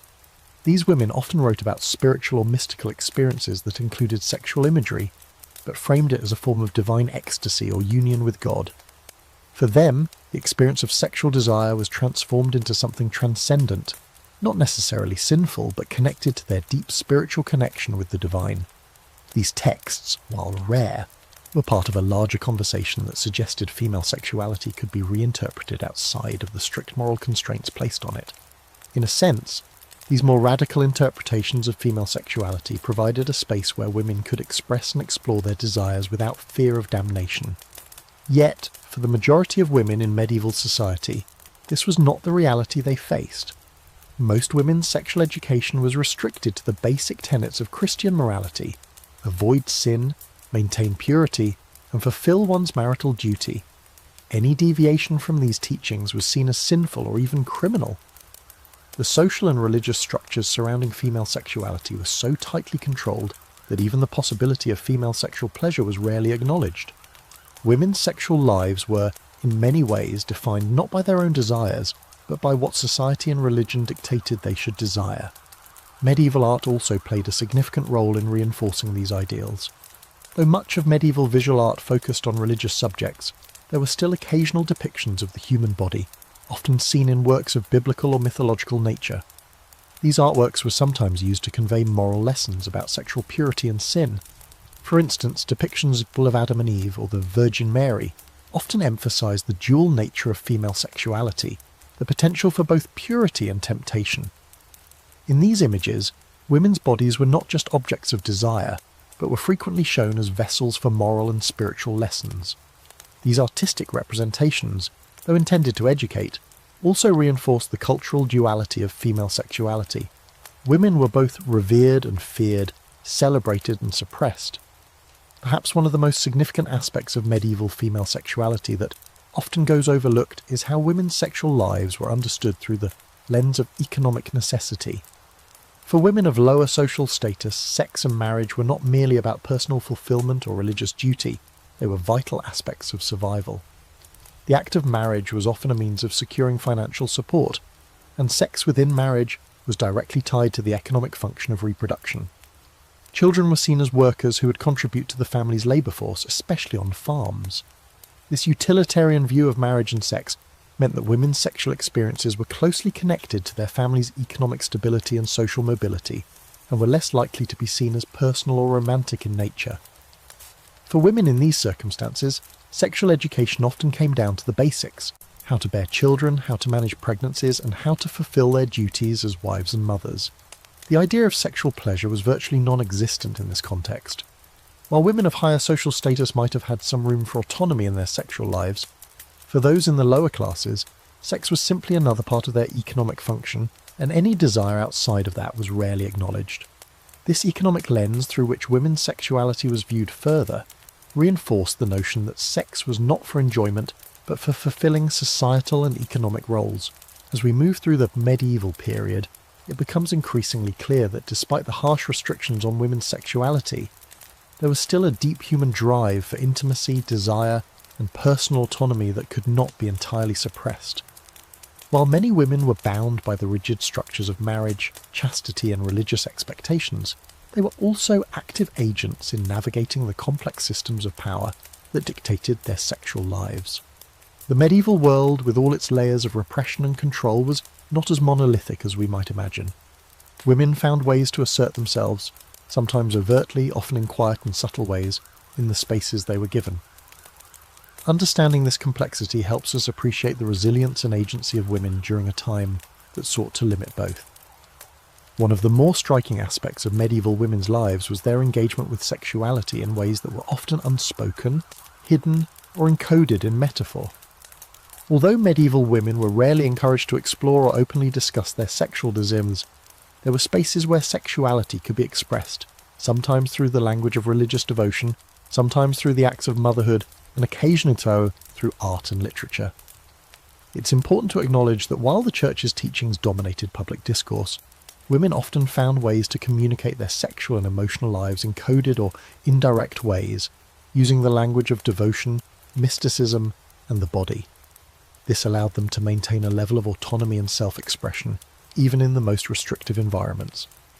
In religious texts, for instance, many female saints and mystics used spiritual experiences that mirrored sexual ecstasy to express their deep longing for union with God. The writings of these women, such as those of Teresa of Avila or Hildegard of Bingen, often contained intense language of desire and surrender, yet this desire was always framed within the context of religious devotion. These spiritual marriages were, for these women, a way to experience intimacy and fulfillment that was otherwise prohibited in their earthly lives. Though they were meant to be celibate, these women created spaces for themselves to explore their own feelings of longing, need, and even sexual release, albeit framed through a divine lens. In doing so, they pushed back against the idea that women could not experience deep, passionate connection. While this kind of spiritualized sexuality was unique to women within religious orders, the broader cultural context of love and relationships allowed for some subtle rebellions. The courtly love tradition, which was often a product of the high medieval aristocracy, presented an idealized form of female sexuality that, while still largely focused on men's devotion to unattainable women, offered a different interpretation of sexual power. In courtly love, women were revered as objects of desire and adoration, but the relationship between knight and lady was often non-physical, emphasizing a kind of love that transcended mere lust. This idealized portrayal of women may have offered some noble women a way to express their sexual and emotional needs indirectly. Through the language of chivalry and devotion, women in these stories held a kind of power that was rarely afforded to them in real life. However, outside the fantasy world of courtly love, the lives of most women in medieval society were far more practical. For these women, the expression of sexuality was often confined to marriage, childbearing, and the fulfillment of societal duties. Still, there were moments when women might have exercised a degree of control over their sexual lives. For instance, in medieval peasant communities, where marriage and family were crucial to economic survival, there was less oversight by religious authorities and societal norms than in more urban or noble settings. In these rural areas, women had a bit more leeway to negotiate sexual relations with their husbands, especially when it came to managing the family's economic needs. Childbearing might have been an ongoing concern, but there was also a sense of practicality to how women interacted with their bodies. Women often learned from older generations how to manage their fertility and regulate births. These practical skills were crucial for maintaining a family's resources and ensuring the survival of the household. In many ways, women's ability to exercise control over their sexual lives was more directly linked to their economic and social circumstances. Noble women, though subject to the same moral and religious teachings as their peers, often had more power over their sexual relationships, particularly if they were able to leverage their status in marriage. For example, women who controlled wealth and land could sometimes negotiate the terms of their marriages, potentially delaying childbirth or even controlling the timing of sexual relations with their husbands. Though these women were still constrained by societal expectations, their social standing allowed them a degree of influence that was unavailable to women in lower classes. Nonetheless, for the majority of women in medieval Europe, marriage was not about mutual affection or sexual pleasure. It was an economic and social institution, and sexual relations were part of the wider responsibilities that women had to their families and communities. This was especially true in the lower classes, where marriage was primarily a tool for survival. In these cases, sex was often seen as a necessary duty rather than something to be enjoyed or actively sought. Women's sexual lives were further constrained by the religious teachings, which reinforced the idea that sex should only be for procreation, not for personal fulfillment. Despite the overarching control exerted by the church and societal norms, there were still spaces where women found ways to challenge or subvert these expectations. The increasing presence of women in religious life, particularly in monastic communities, allowed for a certain level of intellectual and spiritual autonomy. Through their writings, teachings, and visions, women were able to redefine their relationships with their bodies and their sexuality. In doing so, they helped to create a more complex understanding of female sexuality, one that could exist outside of the strictly defined parameters set by the church. However, as we've seen, these moments of agency were rare, and for most women the pressure to conform to the expectations of marriage, chastity, and motherhood was overwhelming. Medieval society was structured in such a way that women's sexual identities were deeply tied to their roles as wives and mothers. Their understanding of sex was informed not by personal desire, but by duty and social function. The world of medieval women was one where personal pleasure was sidelined, and sexuality was seen as a means to an end. Whether that end was the survival of the family, the expansion of social status, or the fulfillment of religious obligation. Ultimately, medieval women's understanding of sex was shaped by an intricate network of religious teachings, societal norms, and economic realities. Though many women were taught to suppress their sexuality or direct it solely toward reproduction, there were still spaces where they could assert themselves.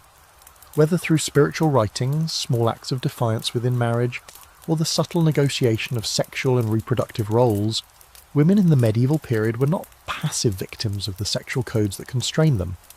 They found ways, large and small, to navigate a system that sought to define and control their bodies, ultimately proving that even within the confines of a repressive society, there were avenues for self-expression and autonomy. The complexities of medieval women's sexual education were not just shaped by religious doctrines, societal norms and legal frameworks, but also by the deeply ingrained cultural assumptions about the nature of women themselves. These assumptions, which spanned everything from their inherent sexual purity to their moral strength, influenced the way women were taught to view their bodies and their sexuality. From early childhood, girls were raised to understand that their primary role in society was as wives and mothers, and their sexual lives were meant to serve these functions. As a result, much of what medieval women were taught about sex had little to do with personal autonomy or even mutual affection.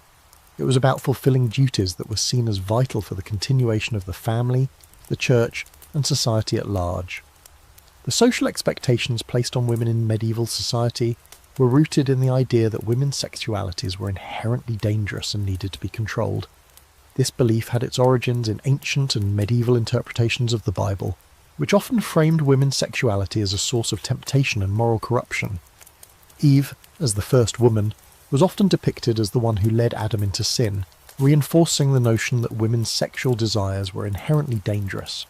The teachings of the Church magnified this belief, teaching that women were weaker vessels, more susceptible to sin and temptation than men.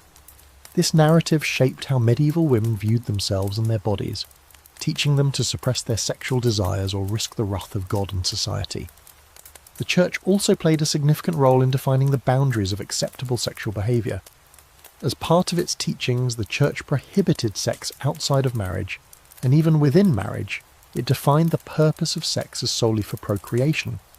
Any pleasure derived from sexual activity was seen as an indulgence that could lead to sin. Women, in particular, were taught that their sexual desires should not be for their own satisfaction, but should be entirely focused on fulfilling the marital duty of producing heirs. This idea of procreation as the only legitimate purpose for sex dominated medieval sexual education, with little room for the understanding that sex might also serve emotional or personal needs. But despite the pervasive teachings of the Church, many women still found ways to challenge these restrictions, though often in subtle, covert ways. One example of this can be seen in the informal yet critical networks of knowledge that women created for themselves. In a world where formal education about sex was rare, women often learned about their bodies and reproductive health through the experiences and teachings of older women in their families or communities. Midwives, for instance, were often the only sources of practical, real-world knowledge about sexual health and childbirth. In rural or lower-class communities, where access to formal medical knowledge was limited, women relied on midwives to guide them through the physical aspects of reproduction. These women were also sometimes privy to knowledge about fertility regulation, including herbal remedies that could be used to delay pregnancy or manage reproductive health. Though these women's knowledge was often disregarded by the medical establishment, it played a crucial role in empowering women with some degree of control over their sexual and reproductive lives. In a society where men and the Church dominated the formal discourse about sex, the knowledge shared by women became a subversive and vital form of resistance. This informal knowledge network allowed women to have some measure of control over their sexual health and fertility, even when they were not formally educated or allowed to speak openly about sex. In addition to these informal forms of knowledge, there were also instances where women, particularly those in positions of power, were able to leverage their sexuality in ways that defied societal expectations. For noble women, marriage was not only a personal matter, it was a strategic social and political tool. Marriage alliances were often used to secure political power, land and wealth, and women were sometimes expected to fulfill these functions with little regard for personal desires. However, some women in the noble classes were able to assert their own agency within these structures. For instance, women like Eleanor of Aquitaine used their positions to wield significant political power, even as they navigated the confines of marriage and sexual expectation. Eleanor, who was married first to the King of France and later to the King of England, had a series of influential relationships that were both political and romantic, which allowed her to exert influence over the affairs of state. Eleanor's story is emblematic of how some noble women found ways to express their sexual power in a world that sought to suppress it. By using their beauty, charm and intellect, these women could create a space for themselves within a system that otherwise reduced them to mere reproductive vessels. Of course, these acts of sexual and political manoeuvring were rare and often came at great personal cost. Noble women who stepped outside the boundaries of acceptable sexual behaviour could face severe consequences, including public humiliation, divorce, or even excommunication. But even within this restrictive environment, women were still able to exert influence through their sexuality, even if this power was frequently indirect and hidden behind the layers of political intrigue. For most women, however, the realities of marriage and sex were far less glamorous. While noble women might have had the ability to navigate their sexual and marital lives with some degree of control, women in the lower classes were largely powerless in their relationships. For peasant women, marriage was often more of a financial necessity than an emotional or romantic endeavour. These women were expected to marry young, bear children quickly, and contribute to the household economy. Unlike their noble counterparts, lower-class women had little opportunity to negotiate the terms of their marriages or sexual relationships. The pressures of childbirth, economic survival, and family life left little room for personal exploration or emotional satisfaction. Despite the lack of autonomy and the overwhelming societal and religious pressure, women in medieval times found small ways to resist the boundaries placed upon them, whether through informal networks of knowledge, the subtle manipulation of marriage and sexual expectations, or the use of religious mysticism to explore the boundaries of desire.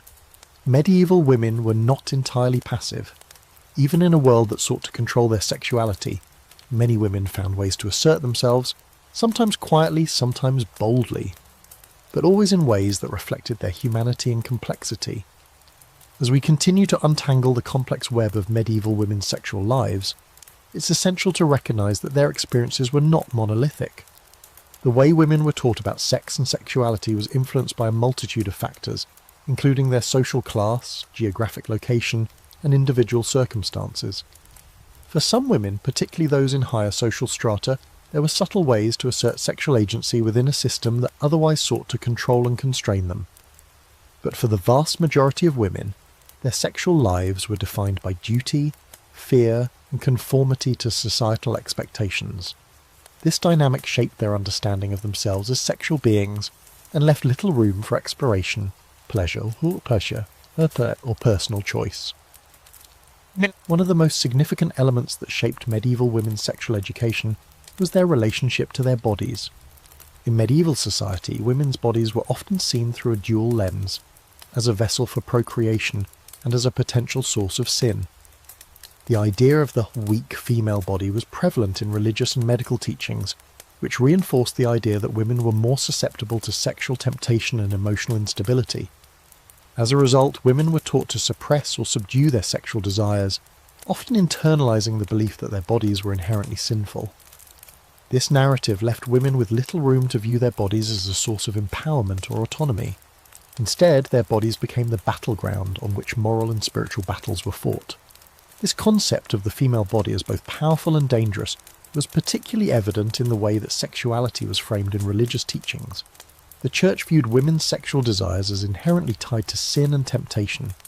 For example, the teachings of Augustine of Hippo, a prominent Church father, linked women's sexuality to the fall of man, framing Eve's temptation of Adam as the ultimate act of moral corruption.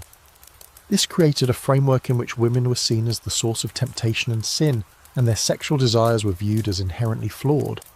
Women, therefore, had to be constantly vigilant, ensuring that their bodies did not succumb to their supposed natural inclinations. In this context, sexuality was not something to be celebrated or enjoyed, it was something to be controlled, feared, and regulated. Despite these teachings, there were moments when women's bodies and their sexuality became sources of power and influence. For noble women, particularly those who were able to leverage their social, political power, their sexual identities could be more fluid, even if those moments were rare.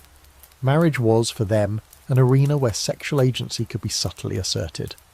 While marriages were often arranged for political or economic reasons, women in these circles were sometimes able to influence their relationships, using their sexuality to form alliances, secure resources, or even protect their personal autonomy.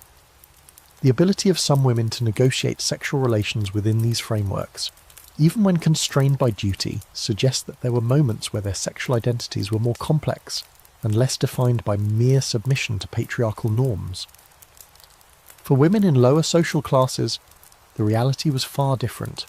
The sexual education of peasant women, for example, was largely defined by practicality. These women were taught about sex in the most basic terms, as a means of ensuring reproduction and maintaining the household. In these communities, marriage was less about love or emotional connection, and more about securing economic stability. The act of sex within marriage was viewed primarily as a means of bearing children and contributing to the family's labour force. For these women, their sexual lives were intrinsically tied to their ability to bear children, particularly sons who would grow up to assist in agricultural labour. The idea of sexual pleasure or personal desire was almost entirely absent from this framework. Instead, women were expected to endure the physical demands of childbirth and marriage, performing their duties with little expectation of fulfilment or satisfaction. Despite these stark realities, there were still small acts of resistance and autonomy within the confines of marriage and motherhood. For many women, the ability to control when and how they became pregnant was one of the few ways they could assert some agency over their sexual lives. While methods of birth control were rudimentary at best and often unreliable, women in rural areas relied on herbal remedies and other folk practices to manage their reproductive health. These methods, passed down from one generation to the next, allowed women to exercise some control over their fertility, even if it was shrouded in secrecy and fear. The fact that these practices existed and were passed down through informal networks of knowledge highlights the ways in which women, despite being denied formal education about sex, created their own systems of sexual agency. However, the suppression of women's sexual autonomy didn't end with marriage. The medieval church's teachings on virginity and chastity played a central role in defining the sexual lives of women, particularly in religious settings. For nuns, celibacy was not just a personal choice, it was a moral and spiritual obligation. Women who entered convents were expected to live lives completely free of sexual desire, and any deviation from this ideal was seen as sinful. Nuns were often portrayed as paragons of purity and devotion, with their sexuality repressed to the point of non-existence. But even within these religious communities, women were not entirely passive. Nuns often formed close bonds with one another, and their relationships, though non-sexual, were a source of emotional and spiritual intimacy. In some cases, these relationships may have mirrored the deep bonds of affection and desire that were otherwise unavailable to women outside of religious life. In these closed religious communities, women were sometimes able to carve out spaces for themselves, not only as spiritual beings, but as sexual beings in their own right. However, this space for self-expression was heavily restricted and framed by the Church's strict doctrines. Any expressions of sexuality that were not tied to religious devotion were seen as sinful, and women who defied these norms faced severe consequences. The fear of spiritual damnation, coupled with the intense pressure to remain sexually pure, meant that most women had little room to explore their own desires. In this context, sexual education was not about understanding one's body or desires, it was about suppressing and controlling those very impulses. Throughout the medieval period, the education of women about sex was shaped by a combination of religious doctrine, societal expectations, and economic necessity. For most women, this education was not comprehensive, and it offered little room for the exploration of their own desires or identities. Instead, it focused primarily on the idea that women's sexual lives were meant to serve the needs of their families and communities. Even so, there were moments of resistance, whether through the small acts of personal autonomy in marriage, the creation of knowledge about fertility and childbirth, or the subversion of the expectations placed on women in religious life. These moments, though often invisible or suppressed, reveal the ways in which medieval women found ways to navigate a deeply repressive system. In doing so, they managed to assert themselves, even in the smallest of ways, within a society that sought to limit their sexual agency. While much of the medieval period emphasized the control and regulation of women's sexuality, the persistence of female desire, both spiritual and physical, was ever present, even if often unspoken or sublimated into more socially acceptable forms. Women found themselves constantly negotiating the expectations placed upon them with their own inner desires. As we've seen, their sexuality was often regarded through lenses of duty, chastity, and procreation. Yet, there were moments in medieval society where women, though operating within the boundaries of their roles, subtly or overtly asserted their own sexual agency. The ways women navigated the tensions between their desires, religious teachings, and social constraints are worth exploring, as these nuances reveal the complexities of female sexuality during the medieval period. One of the most intriguing and paradoxical spaces where medieval women expressed or explored their sexuality was through religious devotion.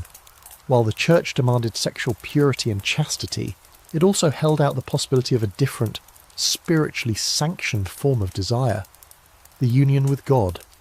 Mystical experiences were a form of emotional and at times physical ecstasy, and women like Hildegard of Bingen and Teresa of Avila wrote at length about these encounters.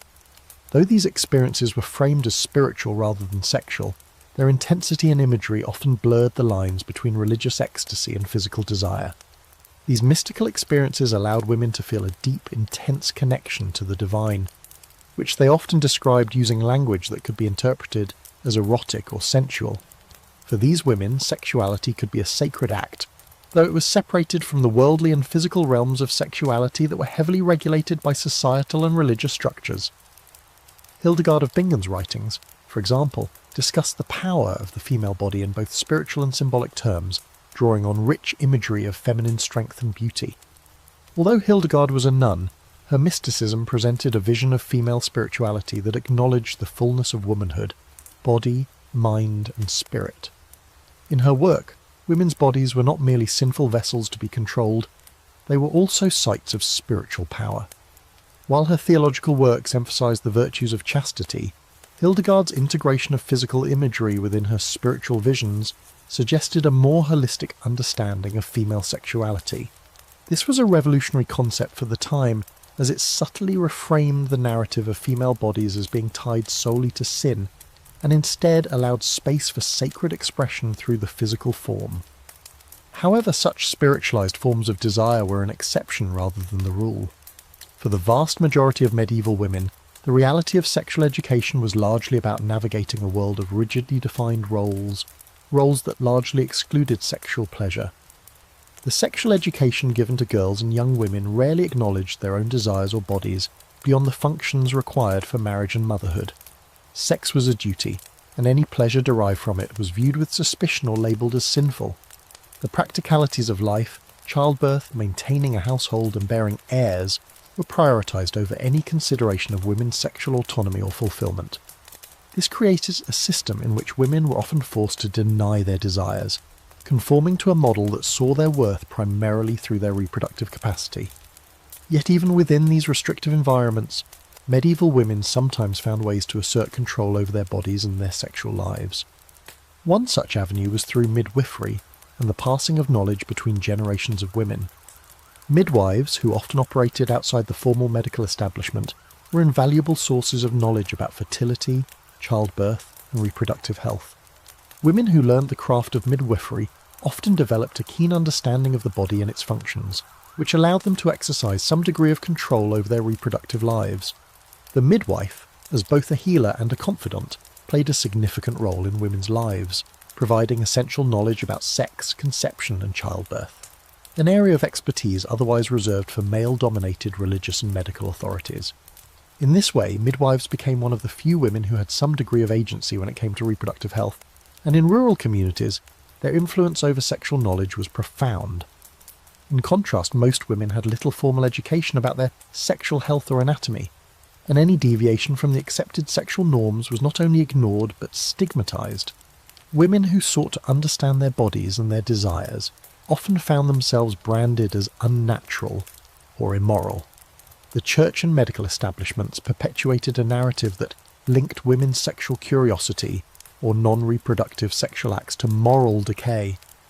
The concept of female hysteria was one manifestation of this, where any sign of a woman deviating from the prescribed norm of chastity and duty was interpreted as mental instability or emotional imbalance.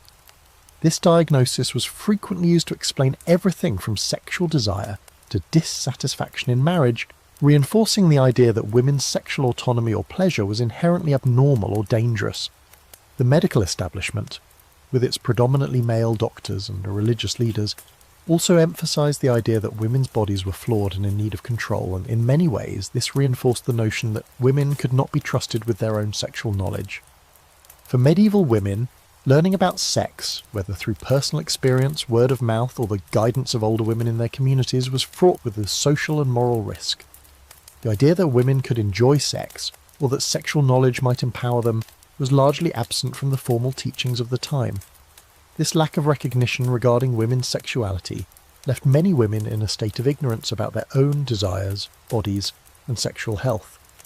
However, despite this ignorance, women did have access to small pockets of knowledge that allowed them to exercise some agency. For instance, while birth control methods were rudimentary and not always effective, women had access to folk remedies passed down through generations. These herbal remedies, often shared among women, allowed them to control their fertility to some extent, giving them a small measure of control over their sexual lives. The fact that women found ways to engage in these practices, even when officially condemned by the church, speaks to the degree of resilience women showed in maintaining their sexual autonomy, even in the face of overwhelming societal and religious pressures. The silence surrounding medieval women's sexuality can make it difficult to fully understand the extent to which women navigated their sexual lives, but by looking closely at the practices and resistances embedded in their daily lives, it becomes clear that even within a deeply repressive system, women were not entirely passive. The few spaces where women could assert sexual agency, through religious mysticism, informal networks of reproductive knowledge, or private resistance to marriage expectations, highlight the subtle but significant ways in which medieval women shaped their own sexual identities. Even in a world that sought to control their sexuality, women found ways to carve out spaces for themselves and their desires. As we continue to explore the sexual education and experiences of medieval women, it becomes clear that their relationships with sex were not just shaped by theological and societal constraints, but also by the broader cultural shifts that were taking place during this period. The medieval era was marked by deep religious devotion, but it was also a time of significant intellectual and social change. These shifts, whether in art, literature, or philosophy, influenced how women perceived and navigated their roles in relation to sexuality, even if many of these changes happened outside the mainstream narratives that sought to control women's bodies. One such shift occurred in the realm of literature, where the portrayal of women and their sexuality was not always as repressive as the church would have liked. Literature, especially poetry and romance, often depicted women as powerful, desirable figures. In these texts, women were sometimes shown as the central agents of their sexual power, even if this was often wrapped up in unattainable ideals. For example, in the courtly love tradition, women were often placed on pedestals, idealized not only for their physical beauty, but also for their elusive and unattainable nature. These literary works emphasized the idea that a woman's sexuality could be something more than just reproductive duty. It could be the object of devotion, a source of mystery, and even a form of spiritual or emotional power. While courtly love was largely a romanticized fantasy, the depiction of women as figures of sexual desire was an acknowledgement of their potential to embody sexual power, even if that power was ultimately framed within the confines of male devotion and longing. In medieval romances, women often had the ability to inspire great feats of heroism and devotion.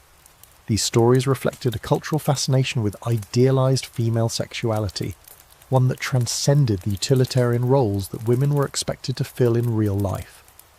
Though the idealized image of the woman as an unattainable figure was far from the reality that most women experienced, it created a cultural narrative that acknowledged women's sexual and emotional power, albeit in a highly stylized form.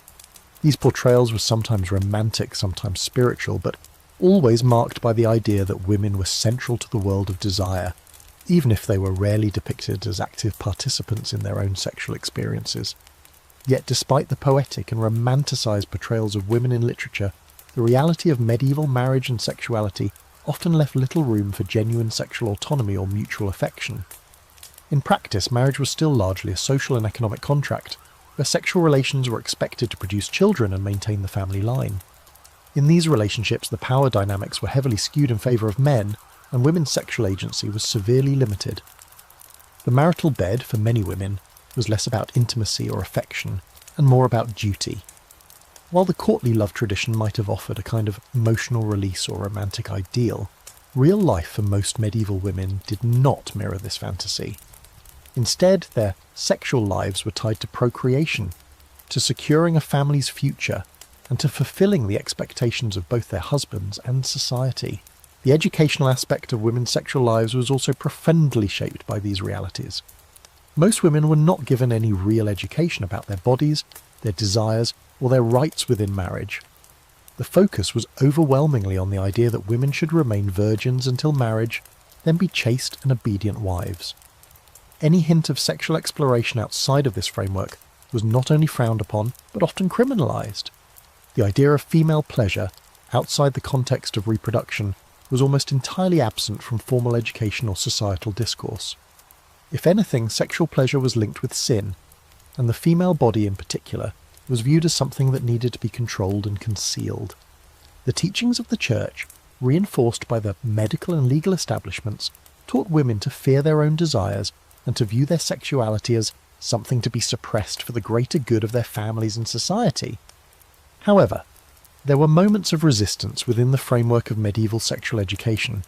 Women, though taught to suppress their sexual desires, were also actively engaged in the reproduction of culture, both literally and figuratively.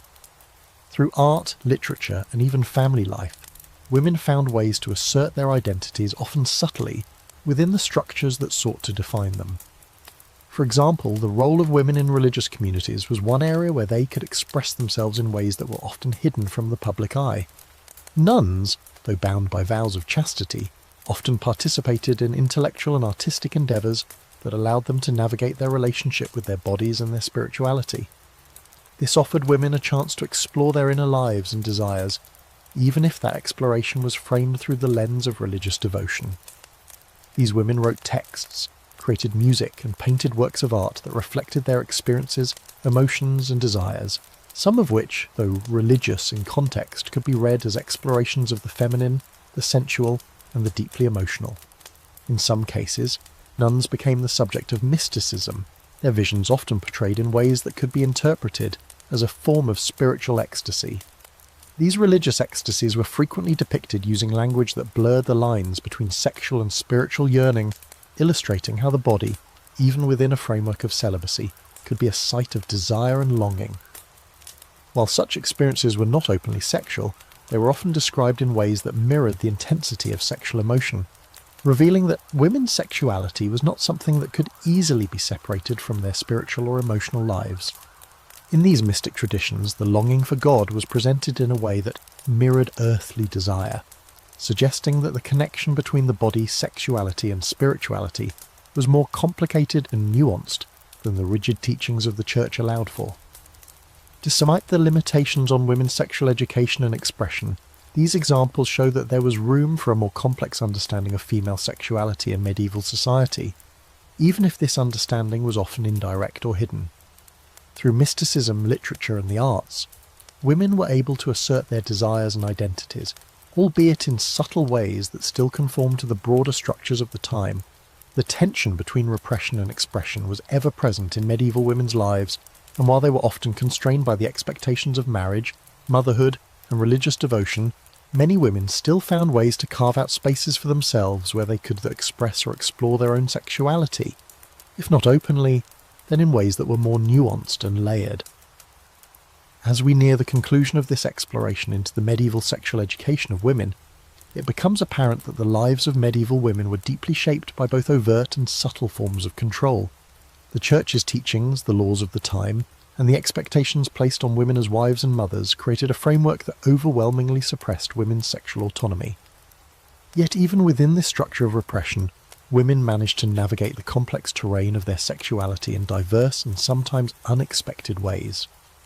These moments of agency, though often hidden or subtle, reveal a resilience and complexity that is crucial to understanding the lived experiences of medieval women. One of the more significant ways in which medieval women were able to express their sexuality, even indirectly, was through the relationships they formed with other women. In a society where women were often taught to suppress their desires and keep them within the confines of marriage and reproduction, friendships and bonds between women became an important avenue for emotional and even sexual expression. Though these relationships were often framed within the context of chastity, the emotional intimacy and mutual care that women shared were vital aspects of their social lives. These relationships allowed women to explore their desires, form supportive networks, and, in some cases, resist the strictly enforced rules of sexual conduct imposed by men and the church. Nuns in particular lived in spaces that, though dominated by a religious authority, also allowed for some degree of sexual autonomy within a celibate framework. Within these communities, women often forged close and emotionally intense relationships with one another. While these relationships were intended to be platonic, the deep emotional bonds between nuns often mirrored the intensity of romantic and even sexual attachment. Some scholars have argued that the emotional language used by nuns to describe their spiritual relationships with each other mirrors the language of romantic love or even physical desire. Although these bonds were not overtly sexual, the language used to describe them of yearning, devotion and longing often resembled expressions of romantic or erotic love, suggesting that even in highly controlled environments the complexities of female sexuality could not be easily suppressed. This dynamic was particularly evident in the writings of mystics and religious figures like Hildegard of Bingen, whose work blurred the lines between spiritual and sexual desire. Hildegard's visions often included imagery that could be interpreted as intensely sensual, even though they were framed as expressions of divine union. These visions suggest that, for some women, the spiritual and physical worlds were deeply intertwined, with sexual and emotional desires becoming vehicles for spiritual expression. This spiritualized form of sexuality allowed women like Hildegard to reclaim some measure of control over their bodies and desires, even while remaining within the confines of religious life. Through their mystical experiences, these women were able to challenge the dominant narrative that female sexuality was sinful or inherently linked to moral corruption.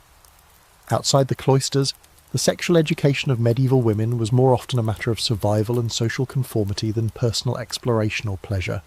For most women, sex was not about romance or personal fulfillment, it was about fulfilling societal roles. Marriage was the primary institution through which women's sexual lives were governed, and the Church's teachings on marriage framed it as a sacrament meant to produce children, especially male heirs.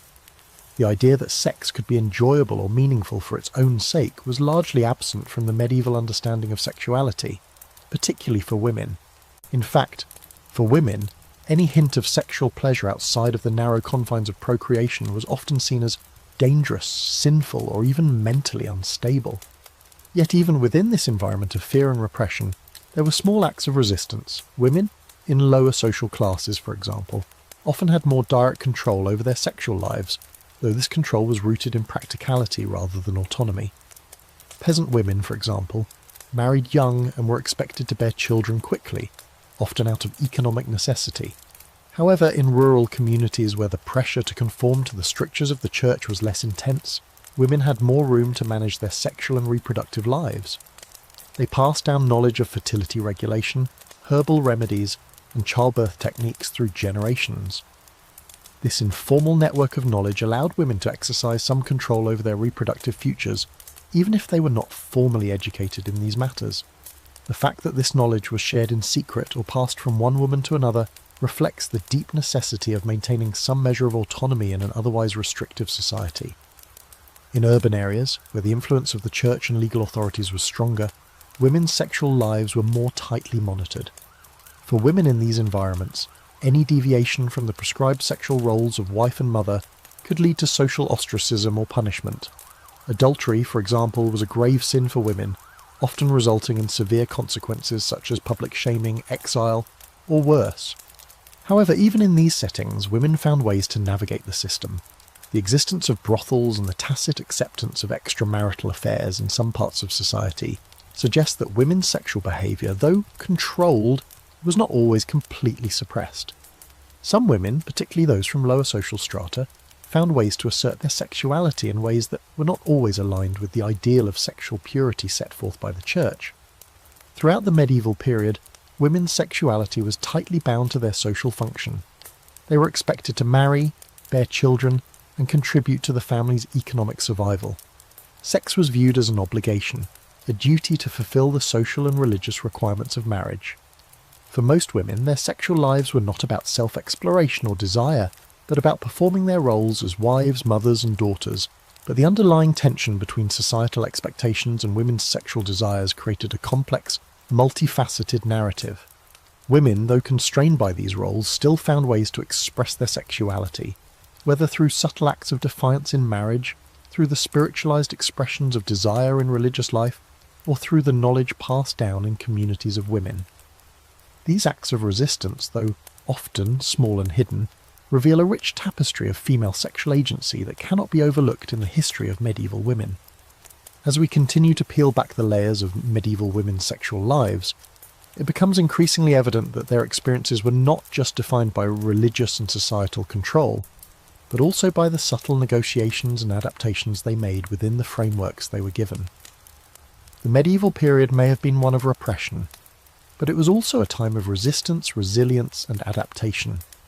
Women didn't simply accept the sexual limitations imposed upon them, they adapted, found workarounds, and, in some cases, found small spaces where they could carve out autonomy or express their desires in ways that were more private, hidden, or even spiritualized. Understanding these moments of negotiation is crucial to recognizing the complexities of medieval women's sexual education, as these women, while constrained, were never entirely passive in the face of societal expectations. In rural communities, where the influence of the church and the law were often less immediate, women had more opportunities to assert some control over their sexual lives, especially in relation to reproduction.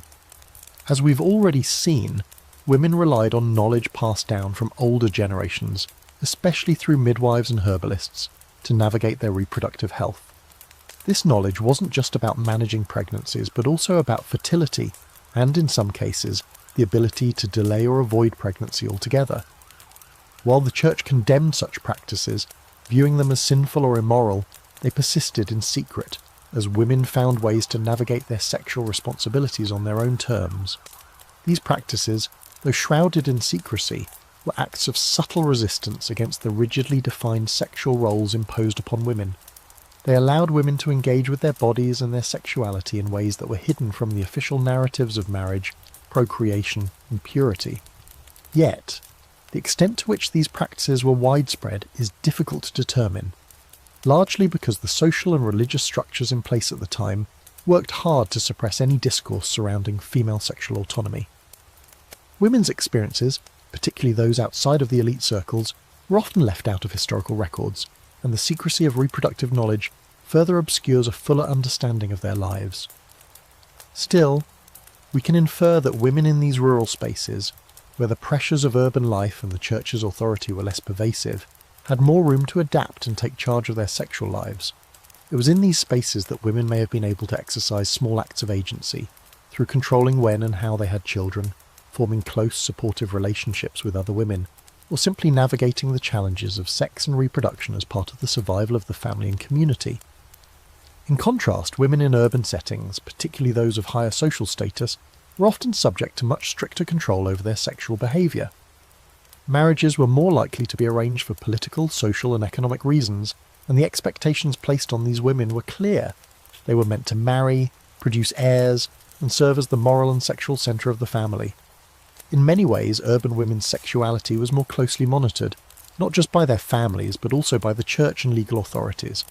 Adultery was a major sin, and any deviation from the ideal of sexual purity could lead to social or legal repercussions.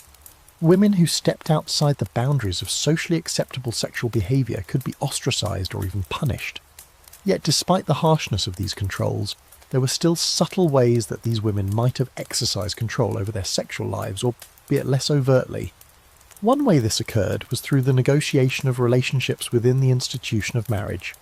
While most marriages were arranged, there were instances where women, particularly in the upper classes, might have had some say in the timing of when they had children, or when to refrain from sex for reasons of health or personal agency. Noble women, despite being restricted by societal expectations, often had more freedom to navigate their personal lives, in part because their marriages were not just about family building, but also about creating political alliances. This gave some women the opportunity to leverage their sexual relationships to secure power, wealth, or influence, though this was still within the narrow framework of what was considered acceptable. The subtle exercise of sexual agency, even in such a constrained environment, shows how medieval women found ways to navigate the rules imposed upon them. These small negotiations in marriage and family life, however, were the exception, not the rule. For the vast majority of medieval women, their sexual lives were not about personal exploration, but about fulfilling roles as wives and mothers. Sex was a duty, often devoid of emotional connection or personal pleasure. Women were rarely taught to understand their bodies or desires in a way that acknowledged their humanity as sexual beings. Instead, sexual education for women revolved around their duties within marriage, and the concept of female sexual pleasure was almost entirely absent from the formal teachings. The idea that sex might be something women could enjoy for its own sake was viewed as dangerous, unholy, and potentially damaging to the moral order of society. However, even within these confines, women's sexual education was not solely about repression. It also had an economic and social function, particularly in relation to family life. For women in lower classes, where marriage was often about survival, sex and reproduction were directly tied to economic stability. Childbearing was seen as part of the labour force that ensured the continuation of the family's livelihood. Women's sexual lives were therefore not only defined by their marital duties, but also by their ability to produce children who could work the land, help in the household, and ensure the family's future. This connection between sex, reproduction, and economic necessity often overshadowed any potential for personal sexual autonomy. For many women, their worth was tied to their fertility and ability to produce heirs, and any deviation from this expectation was often met with harsh social judgment.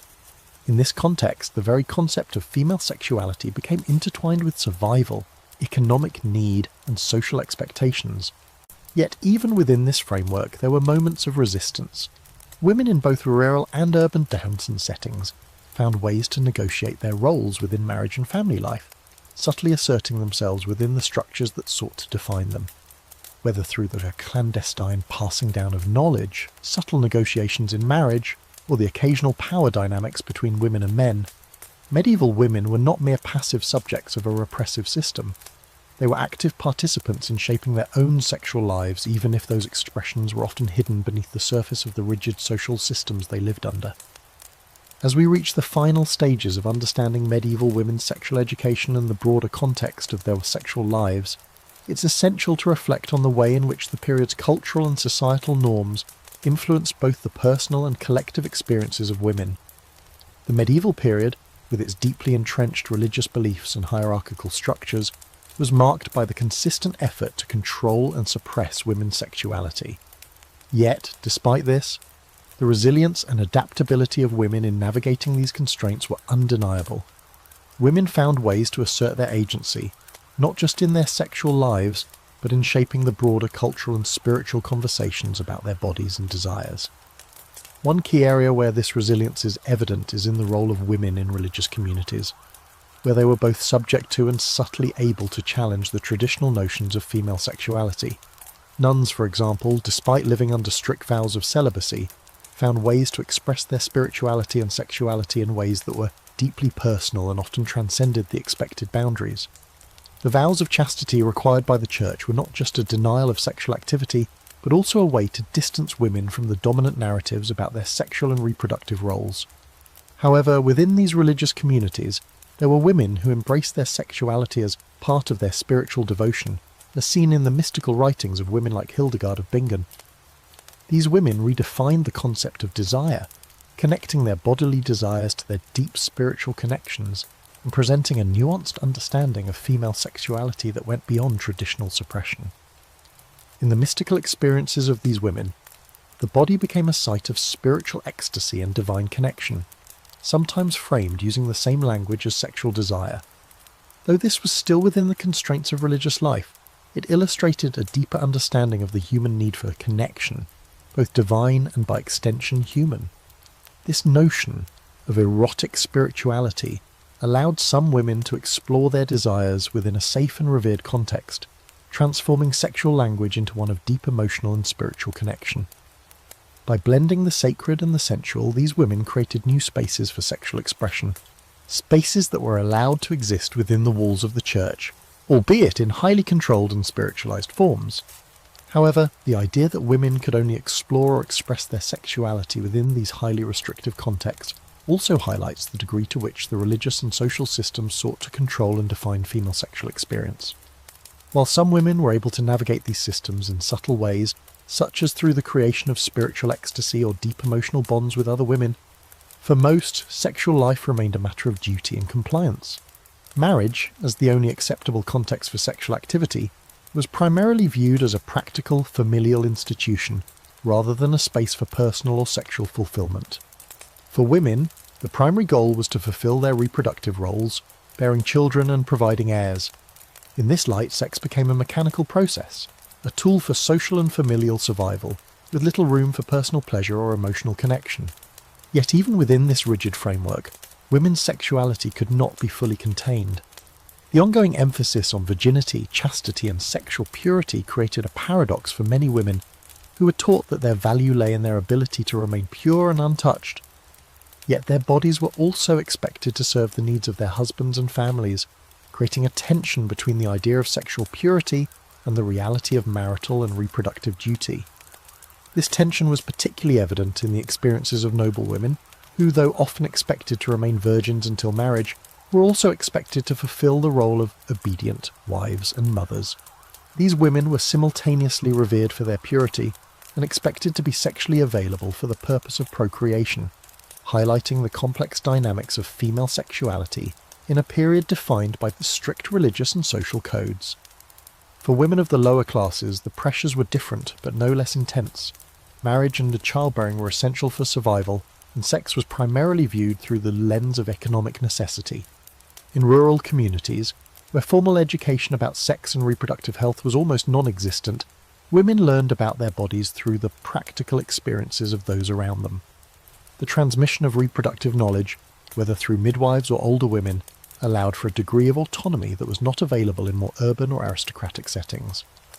This practical knowledge, though often stigmatized or viewed as folk wisdom by the authorities, allowed women to navigate their reproductive roles more effectively. Yet the social expectation that women marry young and bear children quickly left little space for individual sexual exploration or desire. Despite these constraints, women's ability to subtly navigate their sexual lives is reflected in the many small but powerful acts of resistance that occurred within medieval society. Whether through maintaining close bonds with other women, using folk knowledge to manage fertility, or asserting small degrees of power within marriage, women were not simply passive recipients of societal and religious teachings. They found ways to reclaim their bodies and their sexualities, even if those acts of resistance were often hidden, fragmented or coded. In this way, the very existence of these quiet rebellions is a testament to the agency women had in shaping their sexual lives within an oppressive system. The role of women in shaping the narrative of their sexual lives, despite being bound by the limitations of the time, is also evident in the literary works that came out of the medieval period. Though women were rarely the authors of these works, the depictions of women in medieval literature reflect a more complex view of female sexuality than the rigid framework suggested by the church or law. The courtly love tradition, while idealised and often unrealistic, still portrayed women as figures of desire and admiration. These works depicted women as powerful, even if their power was often framed through male devotion and longing. This idealised portrayal of female sexuality served as a counterpoint to the more restrictive, socially enforced understanding of women's bodies, offering a vision where women's sexuality was valued and celebrated, even if it was not fully realised in practice. And looking at the entire scope of medieval sexual education and the way it shaped women's experiences, it becomes clear that medieval women were not mere victims of a repressive system. Rather, they were active participants in the creation of their sexual identities, finding ways to express, navigate, and sometimes challenge the boundaries that society sought to impose. The rigidity of the medieval period did not completely extinguish the possibilities for female sexual autonomy. Though their sexual lives were often framed by duty, religious expectation, and social necessity, medieval women still found ways to assert control over their bodies, desires, and identities, even if these acts were small or hidden from the mainstream historical record. Through these acts of resistance, these women laid the groundwork for future generations who would, in time, push even further for a more open and inclusive understanding of female sexuality. As we reflect on the intricate tapestry of medieval women's sexual education and their lived experiences, it's important to note that the period was not just a time of repression, but also one of intense transformation. The medieval period, particularly in the later centuries, was a time of cultural, intellectual, and even legal shifts that, although slow and often imperceptible, began to challenge and question the rigid frameworks that sought to control women's sexuality. These shifts didn't bring immediate liberation for women, but they laid the groundwork for the gradual change in the way female sexuality was understood and eventually approached. As the medieval world moved into the Renaissance, there was a growing intellectual and cultural curiosity about the body, desire, and the role of women, setting the stage for future shifts in sexual education and gender roles. One of the most important areas of transformation during the later medieval period was in the rise of universities and intellectual centres, which began to influence how people, particularly the educated, thought about sex and gender. While the majority of women still had little access to formal education, the increasing prominence of universities in medieval Europe began to question, at least indirectly, some of the assumptions about gender, sexuality, and the body. The intellectual climate of the late medieval period began to shift away from the purely religious teachings that had dominated sexual discourse, and instead embraced a more humanistic approach, one that included both the body and the spirit. Scholars began to reconsider classical texts, rediscovering ancient Greek and Roman philosophies that offered different views on the role of women and the purpose of sex. These ideas, however slowly, began to challenge the long-standing view that female sexuality was inherently sinful or dangerous. While much of this intellectual change was still dominated by male scholars, there were women who became part of these intellectual circles. The rise of women like Christine de Pizan in the late medieval period marks one of the first times women began to speak publicly and explicitly about gender, sexuality and social roles. Christine de Pizan in her works, notably in the Book of the City of Ladies, critiqued the prevailing misogynistic attitudes of the time and suggested a more balanced view of women. Her ideas were not explicitly about sexual liberation, but they began to question the essentialist ideas that tied women's worth solely to their reproductive roles and sexual purity. Pizan's works contributed to a broader intellectual movement that over time would influence later feminist thought. In addition to these intellectual developments, we also see the beginnings of legal changes that would impact the sexual education and autonomy of women. In some areas, especially in cities with more advanced legal systems, there was a slow but noticeable shift in attitudes towards women's rights within marriage and divorce. While most women still had limited legal rights in marriage and family law, some regions began to allow for more flexibility in divorce laws, and there were discussions, albeit limited, about women's sexual rights within marriage. Although the majority of medieval women still lived under strict patriarchal systems, the seeds of legal reforms, particularly those that would come in the Renaissance and Enlightenment, began to take root in the later medieval period. Yet, despite these early intellectual and legal changes, the reality for most medieval women remained defined by strict social and religious norms. For the vast majority, sex was still primarily about reproduction, and women were taught that their bodies existed to fulfill the needs of their husbands, families, and the church. This role was cemented in the sexual education they received, which emphasized chastity, virginity, and obedience as virtues above all else. Women were not given the tools to understand their bodies or sexual desires beyond the functions required for procreation. This lack of education, both practical and emotional, left many women unaware of their own sexual rights or potential for pleasure, leaving them to navigate their desires in secrecy or silence. For women in the lower classes, where education and social mobility were limited, sexual education remained an unspoken part of life. These women had to rely on informal channels of knowledge, passing down wisdom through generations of women who understood the basics of fertility, childbirth, and contraception. For these women, sex was often a practical matter, intertwined with the demands of family and labour. In rural communities, where religious and social pressures were less intense than in the cities, women had more space to manage their sexual lives in ways that were functional rather than emotional.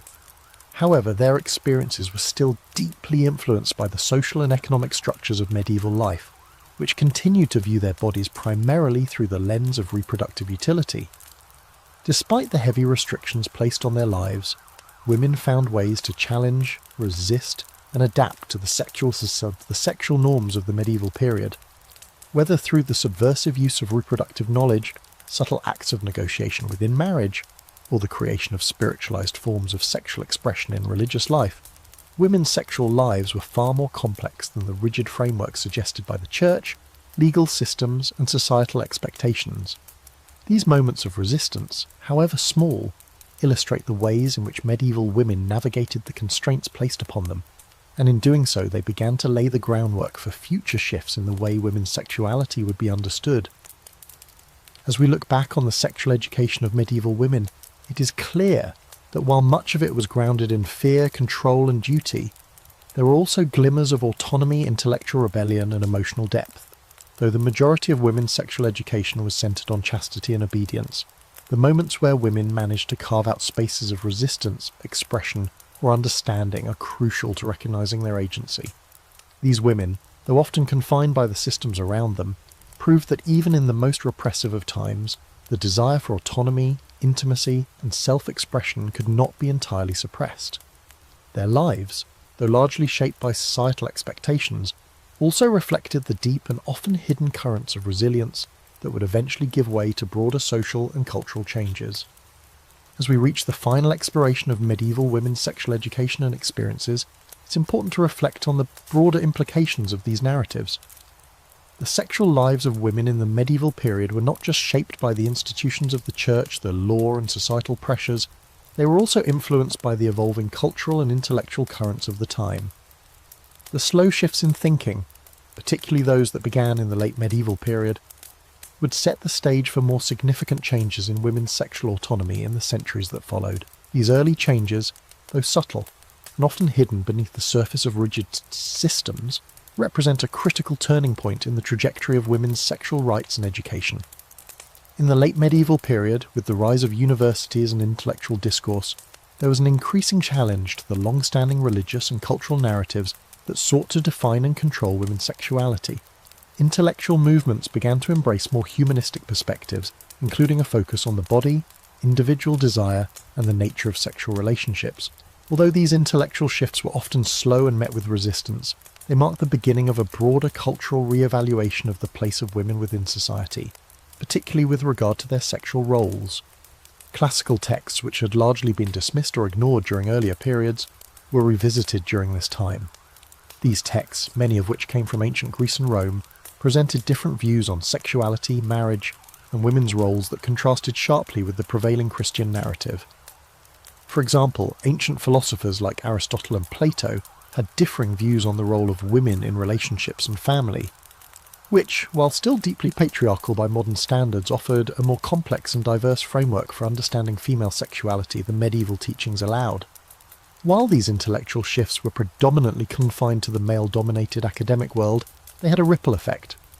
As more women began to gain access to education, albeit still limited, they could contribute to these ongoing conversations about gender, sexuality, and the role of the body. Figures like Christine de Pizan, already discussed for her critical writings, began to push against the idea that women's worth was tied solely to their roles as wives and mothers. Pizan's works, though grounded in the context of the medieval worldview, began to challenge the rigid and repressive sexual education that women had been given for centuries. She argued for the dignity of women and their right to intellectual and personal autonomy, which extended into the realm of sexual agency. Although Pizan did not advocate for sexual liberation in the modern sense, her work reflected the beginning of a shift in how women's sexual lives were viewed, moving from the purely reproductive and dutiful roles they had been confined to, toward a more nuanced understanding of women as complete, autonomous individuals. Moreover, as cities and trade grew during this period, there were small but significant changes in the way women engaged with their sexual identities.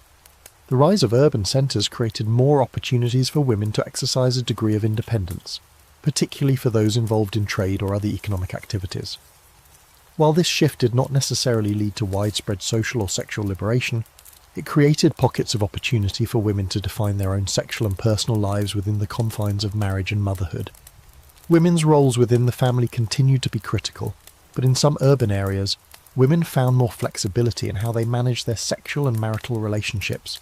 This is especially evident in the way that women in merchant classes or trades could leverage their economic independence to negotiate different terms in marriage and sexual relations, at least to a certain extent.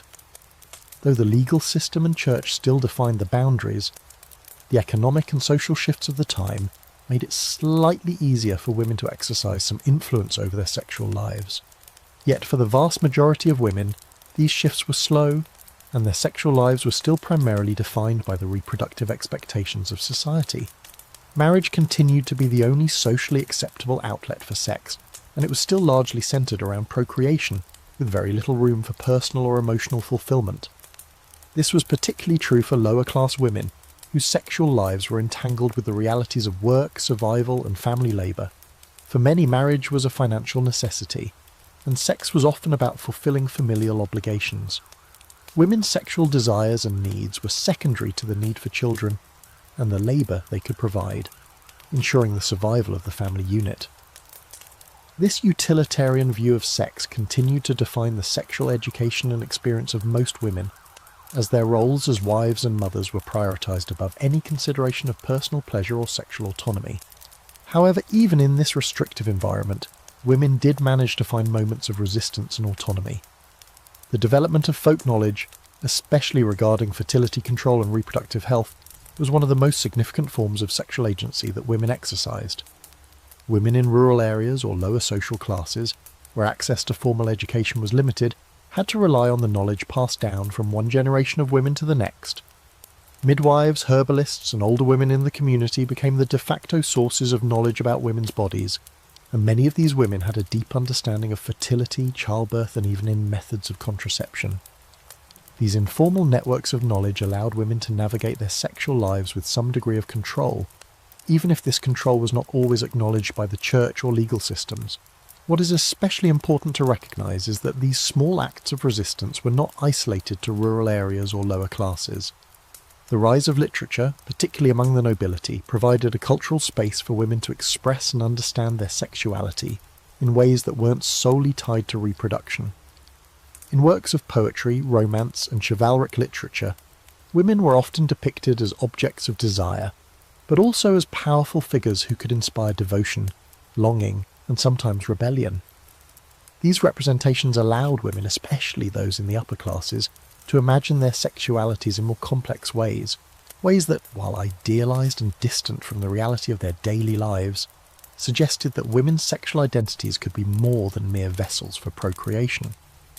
Looking back on the sexual education of medieval women, it's clear that while many aspects of their sexual lives were dominated by duty, repression, and control, there were subtle ways in which women asserted their agency.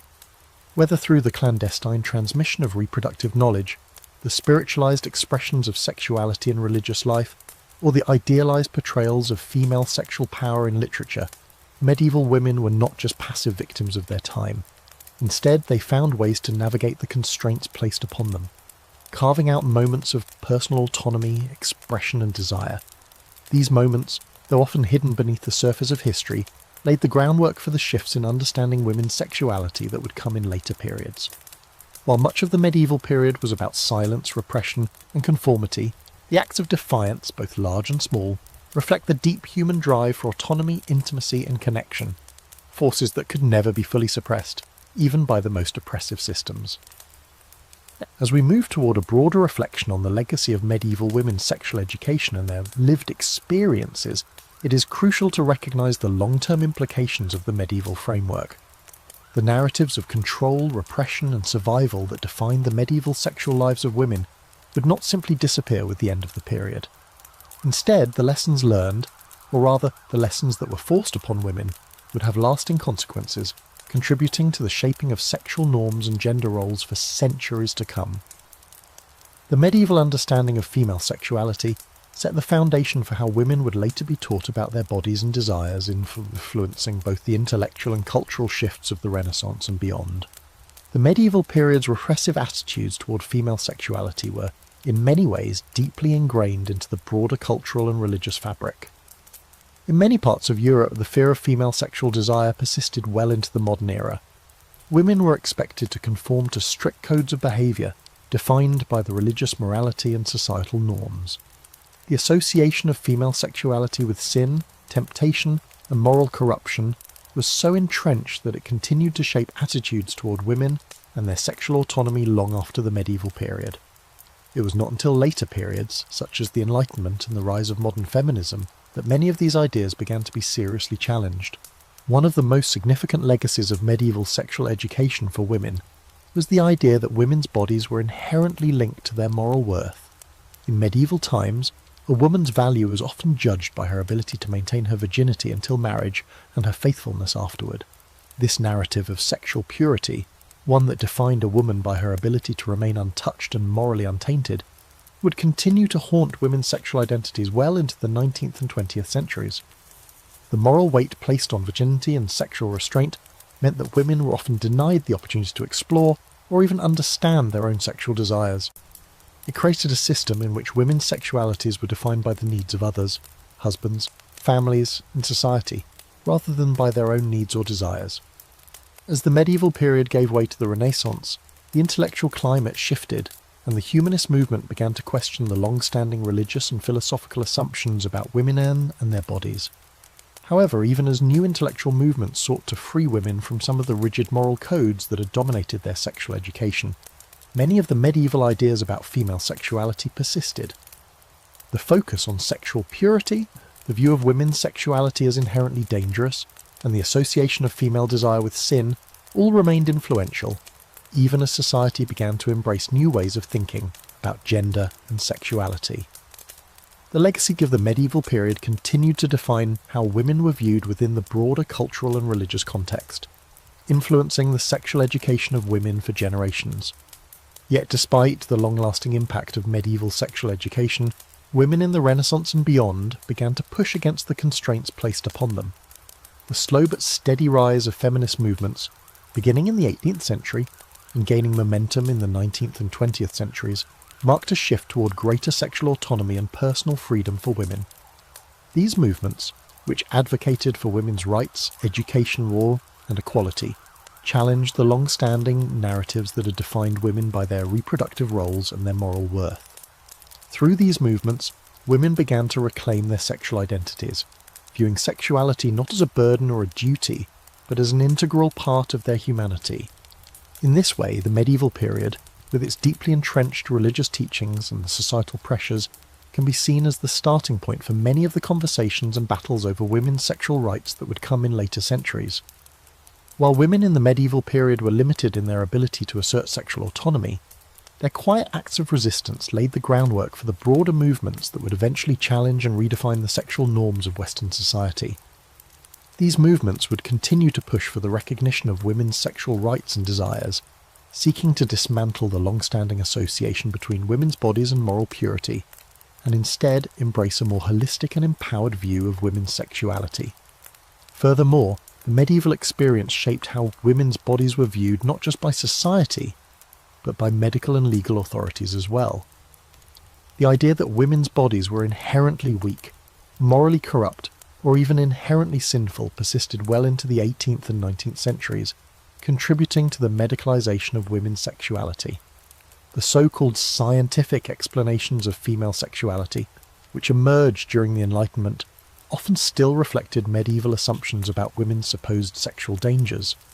These ideas, though seemingly more rational or progressive, still perpetuated the view that women were the weaker sex, whose desires had to be controlled for their own moral and physical well-being. The medical and legal systems that developed over the centuries were not free from the deep-rooted ideas about female sexuality that had been entrenched during the medieval period. The battle for women's sexual rights and autonomy would continue into the modern era, with significant victories coming in the 20th century with the rise of feminist movements, sexual liberation, and greater acceptance of reproductive rights. The feminist movements of the late 19th and early 20th centuries thus sought not only to secure women's rights to education, voting, and property, but also to challenge the deeply ingrained assumptions about women's sexuality. These movements worked to dismantle the notion that women's worth was tied to their ability to remain sexually pure, and instead advocated for a vision of sexual freedom that included consent, pleasure, and bodily autonomy. As we look back on the history of women's sexual education, particularly in the medieval period, we see a pattern of repression and resistance. Though women in medieval Europe were often subjected to the strictest social and religious codes, they managed to find ways to navigate these rules, express their desires, and assert their agency in quiet yet powerful ways. From the mysticism of religious women to the informal networks of knowledge shared between mothers, daughters, and midwives, women in medieval society were far from passive. Even in a world that sought to control and suppress their sexual lives, they found ways to challenge the system, carve out moments of autonomy, and contribute to a broader, though still emerging, conversation about sexual freedom and identity. As we reflect on the broader legacy of medieval women's sexual education, we must acknowledge that their struggles and subtle resistances laid an important foundation for the future development of sexual autonomy and women's rights. The lessons that medieval women learned about their bodies, sexual roles, and desires were not erased after the Middle Ages ended. Instead, they were carried into the Renaissance, the Enlightenment and beyond, integral to the larger historical narrative of how women's bodies and sexualities would be shaped over time.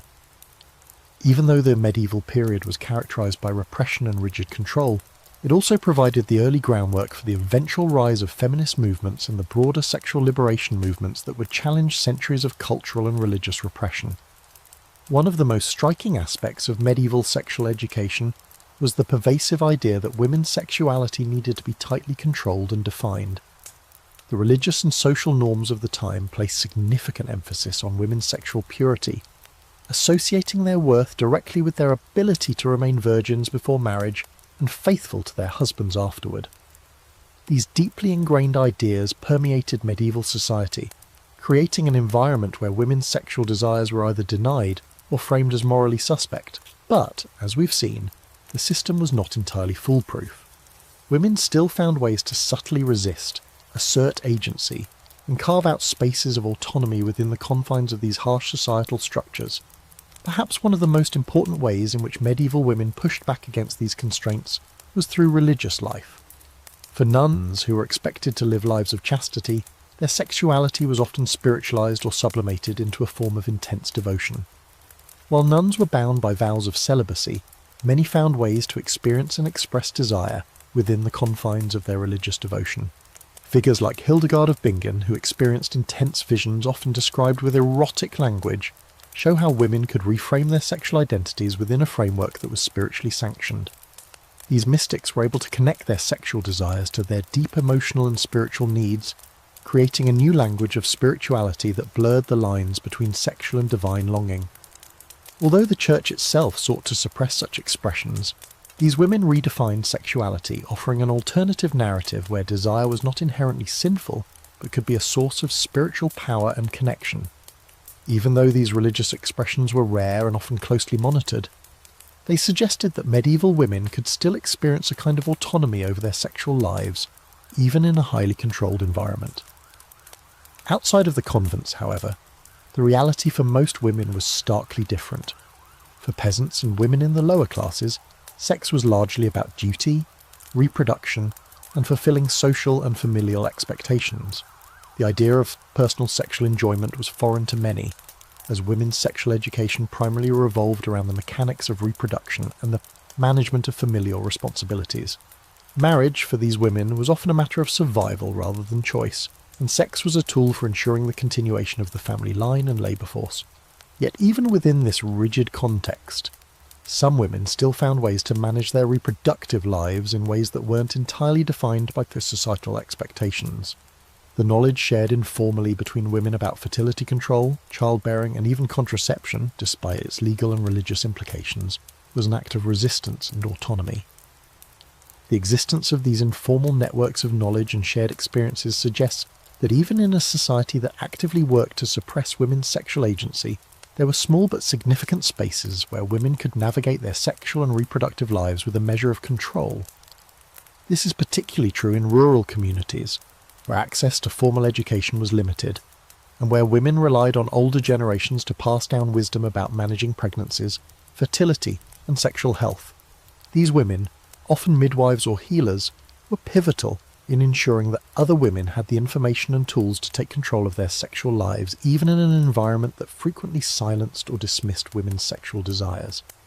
As society evolved into the Renaissance, these informal networks of knowledge and the intellectual challenges of medieval norms began to play a more significant role in shaping the future of women's sexual autonomy. Though much of the intellectual and cultural change in the Renaissance was still dominated by men, the rediscovery of classical texts and the humanist movement began to question long-held assumptions about women's roles in marriage, sexuality, and family life. For the first time in centuries, ideas about human sexuality were starting to shift, and women's roles in these discussions were beginning to change. These early seeds of change, though still slow and often deeply constrained by the patriarchal systems that govern society, contributed to the larger transformation of sexual and gender norms in the centuries that followed. The intellectual movements of the Renaissance, which challenged traditional religious ideas and embraced more humanistic perspectives on sexuality, marked the beginning of a cultural shift that would eventually lead to the broader sexual liberation movements of the 19th and 20th centuries.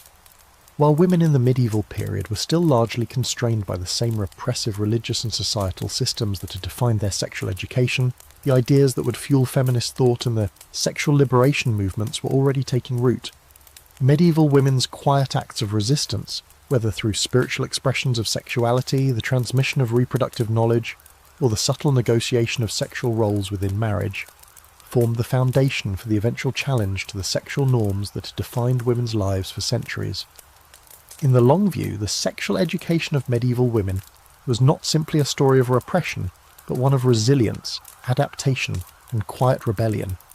Even as religious institutions and societal norms sought to censor women's sexual voices, women found ways to express their desires and assert their agency. The medieval period may have been marked by limitations and constraints, but it also set the stage for the conversations about sexual autonomy, agency, and freedom that would later dominate in the modern era. The small acts of resistance, the informal networks of knowledge, and the intellectual shifts of the time all contributed to a broader rethinking of women's sexuality, a rethinking that would only continue to evolve in the centuries to come. As we conclude our journey through the medieval sexual education of women, we must recognise the enduring legacy of the period. Despite the repression and control exerted over medieval women's sexual lives, the quiet resistance, subtle acts of agency, and shifting cultural currents, we have laid the groundwork for future changes in how women would understand and experience their bodies, their sexuality, and their desires. The medieval period may have been characterised by rigid social and religious norms that sought to control female sexuality, but within these constraints, women still found ways to assert their identities and navigate the complex web of duty, desire, and repression that define their lives. The legacy of medieval women's sexual education is not only found in the intellectual and cultural changes of the Renaissance, but also in the legal and social shifts that would take place over the following centuries. As we have seen, women's sexuality was often framed within the context of duty, to family, marriage, and society, rather than pleasure or personal agency. This framework, which cast women's bodies as vehicles for reproduction, rather than sources of desire or autonomy, would persist for centuries. Yet the resistance women exhibited through spiritual ecstasy, knowledge sharing, even the subversive use of sexual and reproductive knowledge, paved the way for the later reimagination of women's sexual autonomy in more open and progressive ways. While the medieval period may have been harsh in its regulation of women's bodies, it also highlighted the deep human need for connection, intimacy, and agency. Even within a system that imposed rigid constraints, medieval women found ways to live their sexual lives with a degree of autonomy. This autonomy, though limited and often expressed in hidden or subtle ways, was a form of resistance against the overarching social and religious structures that sought to control their sexuality. These small acts of resistance, whether it was through the quiet sharing of knowledge, the reclamation of spiritualized desire, or even the personal negotiations within marriage, are testament to women's resilience. Over time, the intellectual shifts of the Renaissance and Enlightenment would begin to challenge the medieval understanding of women's sexuality. As women gained access to education, social mobility, and the right to participate in public discourse, they began to demand a different kind of sexual education, one that acknowledged their desires, their autonomy, and their full humanity. The feminist movements of the 18th and 19th centuries would push back against the restrictive sexual norms that had dominated women's lives for so long, demanding not only equal rights but also sexual liberation. These movements would continue to gain momentum through the 20th century and beyond, eventually contributing to a broader cultural and social redefinition of gender, sexuality, and autonomy. However, the influence of medieval sexual education was not entirely erased. Even as society moved toward greater sexual freedom and women's rights, the echoes of medieval teachings about female sexuality continued to influence public attitudes and societal norms. The association between female sexuality and sin, the emphasis on women's reproductive roles, and the marginalisation of female desire persisted well into the modern era. The legacy of medieval repression still shaped how women's sexuality was understood, how it was regulated, and how it was expressed, albeit more subtly and less overtly. It would take centuries of struggle and resistance before women's sexual autonomy was truly recognised and respected in the way it is today. Yet the medieval period offers an essential reminder that the process of change is never linear. The fight for sexual liberation, autonomy and gender equality is built upon the actions, decisions and resistances of those who came before. The women who lived in the medieval period, though often constrained by the norms of their time, provided the foundation upon which future generations would stand. By challenging the boundaries of what was possible within their social and religious contexts, these women unknowingly paved the way for the broader societal changes that would redefine sexual freedom in the centuries to come.